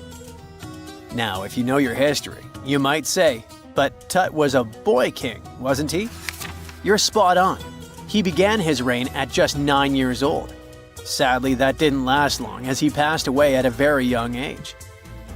So when he was 9, he might have worn earrings, but he probably took them off when he hit that no earrings age. Sounds reasonable, right? Actually, not quite. That would have been pretty strange since nobody expected him to pass away young. Certainly not at 9. So no one was preparing a kid's mask for a burial. It's this untimely demise that suggests that the mask used was simply the best option available when Tut passed away. There are more clues pointing to the idea that the mask was found in a hurry. Let's think about this. Even though Tut was mummified and his body could wait a bit, his loved ones wanted him to reach the afterlife ASAP. Some experts even believe the paint in the tomb was still wet when it was sealed. But look at his mask. It's a masterpiece. There's no way it was made in a rush. It's way more elaborate than other simpler cartonnage pieces. The renowned mask of King Tut stands 21 inches tall, adorned with precious stones, and features a golden beard that weighs 5.5 pounds, making the entire mask 22.5 pounds. Okay, I'm a bit confused here. So it seems like it was probably a kid's mask, but it had a beard? I've never seen a 9-year-old with a goatee, and I'm guessing you haven't either. Just think about it. A grown man's face compared to a kid's face. Fun fact for you, Our faces pretty much stopped growing at the age of 16, so by 19, Tut would have definitely had the face of an adult man. Can you imagine trying to fit a relatively small kid's mask on a grown man? That would have been super embarrassing, and no one would have let that happen. Right, let's dismiss the kid's theory. Now, the second option, if you remember, is that the mask could have originally belonged to a woman. This is where the beard theory comes into play. Some researchers believe the beard might have been added later on. Here's another twist. What if the mask was actually made for Nefertiti herself, who ended up maskless? In this case, there are two discoveries. Two birds with one stone. For now, it sounds like a conspiracy theory, I know. But let's give it a shot and delve deeper into the details. So, Tut passed away in around 1323 BCE, probably due to malaria. He had other health issues too, like when he broke his leg, and records suggest he wasn't in the best shape. As for Nefertiti, we have no solid data about her demise. Plus, nobody knows exactly when or where she was buried. The supposed year when she passed away is around 1330 BCE, but she could have lived longer, and the mask was intended and prepared for her. Or maybe they just took her mask right from the burial chamber. After all, they were family. Well, sort of. She was said to be his stepmom, having been married to Akhenaten, who was likely Tut's father. But this is not 100% accurate. Some scientists doubt it. Ah, these ancient Egyptian families. It's hard to keep track of who's who. I know, you're not yet convinced that Tut wore a lady's mask. Let me share one more theory with you. Meet Howard Carter, the enthusiastic archaeologist who discovered Tutankhamun's tomb. It was located in the Valley of Kings outside Luxor and, to everyone's surprise, was nearly intact. When he entered, he noticed something odd. This didn't feel like a pharaoh's burial chamber. It was classy and all, but it had a vibe that suggested it was made for a woman. Typically, Egyptian pharaohs had larger tombs that suited them better, and even more strangely, it was oriented to the right of the entrance. This didn't add up. That orientation was typical for female chambers, which Egyptian queens used.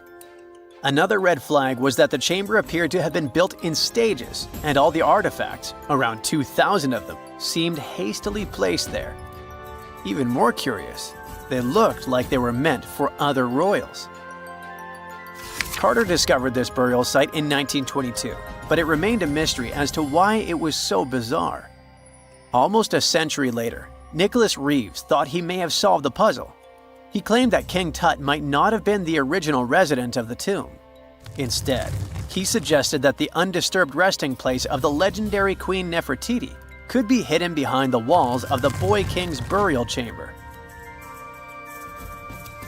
Nicholas studied high-resolution photos for months, meticulously examining every pixel. One day, he focused on detailed scans that revealed the texture of the tomb's walls beneath layers of paint. He spotted what he believed to be outlines of two doorways that had been blocked and plastered over to hide them from view. The more he looked, the more it seemed real. Could it be a tomb within a tomb? Nicholas theorized there was a hidden storeroom behind the western wall of King Tut's tomb, and his chamber might just be the outermost section of a larger corridor-style network of rooms. It all sounds fancy, but sorry to break it to you. Reeves' theory was debunked.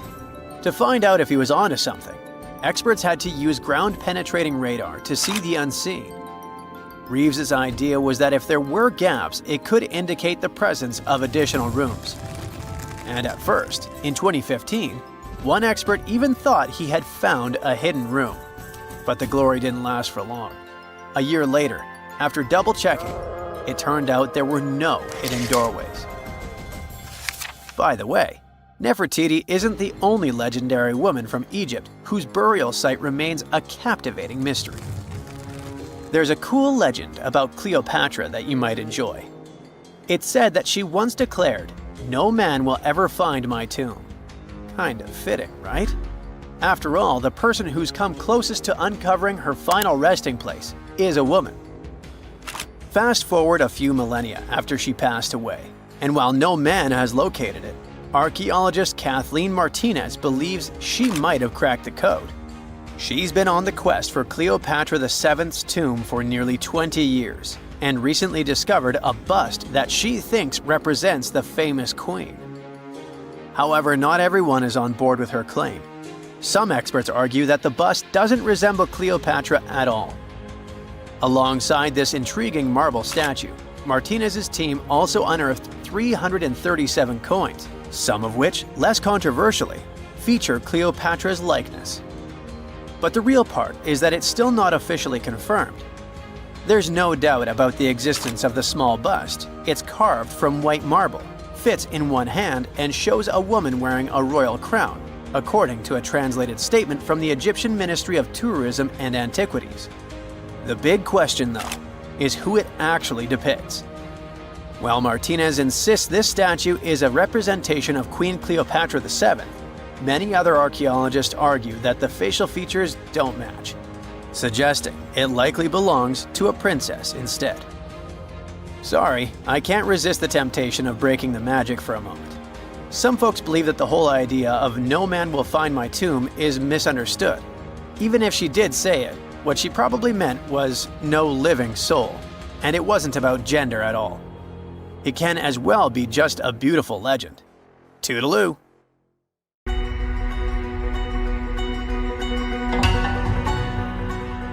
Take a look at these stones. They seem ordinary at first glance, just ancient slabs, ruins of some buildings. However, unlike many other archaeological finds, this one is among the most mysterious and unique. Here's why. These stones are the remains of a large temple complex called Puma Punku, located in Bolivia. Scientists aren't certain, but it's likely that Puma Punku was built by the Tiahuanaco Empire, which existed between 300 and 1000 CE, before the Inca Empire. There is no information suggesting that this civilization had advanced building technologies. Moreover, they might not have even had a writing system. Every stone was carved and polished with astonishing precision. They fit together perfectly, like pieces of a puzzle. The craft is so refined that not even a razor blade can pass between the stones. Quite impressive for people who lived around 1500 years ago. And these stones are heavy. The largest ones weighed around 130 tons. So, how did the builders transport such weight from one place to another? Scientists suggest that this civilization did not know about the invention of the wheel. So, how did they manage to build such a perfect engineering structure? Did Tiahuanaco have the knowledge and tools for stonework? Or did someone else build Puma Punku? There are several theories about this. Theory 1. There was some advanced civilization that came to South America, interacted with Tiahuanaco, built this engineering marvel, and then left. Theory 2. Some beings from another planet came to Earth, showed humans how to build perfect structures, and created Puma Punku. This theory is dubious. Another idea from this series suggests that Puma Punku was built by mythological creatures from the South American culture at that time. Theory 3, the most likely one. There is no mystery here. Tiahuanaco was indeed an advanced civilization with incredible building technologies. So, what do you think?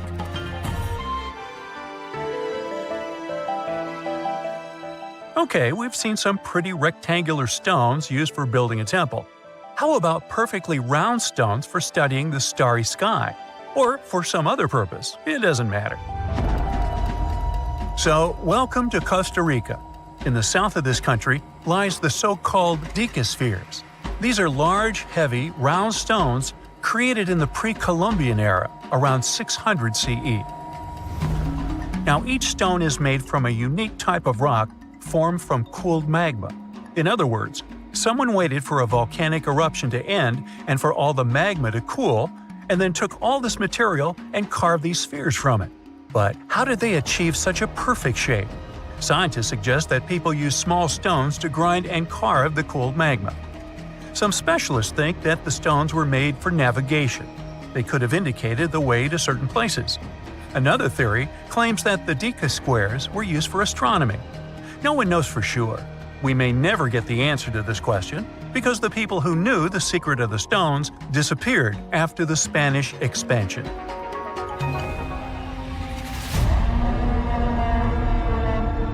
So, let's continue our journey. See these cobblestones? Archaeologists still don't know why they're arranged along a long stretch of desert crossing Jordan and Israel. These strange stones form a chain of lines 40 miles long and have been here since around 300 BCE. Because they were discovered by pilots during flights about 100 years ago, some call these stones kites. One of the more popular theories suggests that people placed these structures here to lure animals into a pit where they could be caught. Apparently, ancient hunters knew the behavior of local fauna well, and were sure the animals would somehow walk along these stones, ending up in an open area with a pit where hunters could easily do their work. Perfectly smooth rectangular and square stones, round stones, stone traps for animals. What's next? How about a stone canvas or stone painting? To see this ancient artifact, we'll travel to Glasgow, Scotland, where archaeologists unearthed a stone slab created about 5,000 years ago. It is called the Cockno Stone. The slab measures 43 by 26 feet, about half a basketball court. And this entire area is filled with strange swirling patterns that scientists call cup and ring marks. But what do they mean? As usual, scientists don't know for sure. But one theory suggests that the inscriptions on the stone are somehow related to astronomical phenomena, such as lunar or solar eclipses. Maybe it was a star map, or maybe people just wanted to create a work of art. In any case, there is another interesting fact related to the cup and ring marks. Scientists have found similar drawings in other prehistoric sites around the world. Okay, let's step away from mysterious stones and look at some other archaeological mysteries. Here is the approximate order of civilization development starting from 8000 BCE, according to scientists. First, people settle in one place and build a city or settlement there. Then they engage in agriculture, and after that, they build temples. But in 1994, archaeologists said, no, the order might have been different. What if people first built temples to worship higher mythical beings and only then built cities and engaged in agriculture? Let's go to Turkey, to the rural area of Göbekli Tepe, where in the mid-1990s, archaeologists discovered several stone pillars with carved animals on them. This ancient structure dates back to around the 10th millennium BCE. Now, this place is considered one of the oldest places of worship in the world. Most likely, it was built by semi-nomadic hunters who knew nothing about agriculture because it appeared in this region 5 centuries later. Now, scientists are wondering, is it true that such structures led to the settlement of the area? The answer to this question may help understand the mindset and development of humanity in many parts of our planet. So, would you like a scroll with the location of a treasure marked on it? You could say you already have one. Check it out yourself. Just Google the Copper Scroll Treasure. Download a high-resolution photo of the scroll and follow the instructions. Oops! The instructions are written in an incomprehensible language.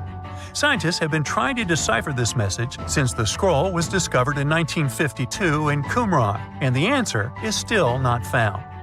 According to one theory, the scroll contains information about a large amount of silver and gold. But even if the treasure does not exist, this artifact is still quite interesting to study. It was created around 2,000 years ago, during the time when the Roman Empire ruled over the settlement of Qumran. Perhaps the local residents hid their valuables from the Roman legionnaires and left such a map for their descendants. When you approach this archaeological wonder, you won't notice anything. But if you rise into the air and look down at the ground, you'll see amazing patterns created by the people of the Nazca culture. This discovery is called the Nazca Lines. Pilots and passengers of commercial aircraft first noticed them in the 1920s and 30s during flights over Peru. These large drawings consist of geometric lines, complex images of animals, and whimsical figures. More than 2,000 years ago, people removed part of the surface soil of this land and created these patterns. But why? The Nazca Lines continue to captivate researchers and enthusiasts alike. Recent technological advancements, such as drone imagery and satellite mapping, have provided new insights into these enigmatic formations. Some researchers are now exploring the possibility that the lines serve multiple purposes, including communication with someone not from our world. And to some extent, this is true. Some scientists believe that the Nazca lines were a ritual method for communicating with the deities of the Nazca civilization. Studying these archaeological wonders not only enriches our knowledge of the past, but also inspires us to appreciate the ingenuity and creativity of the human spirit.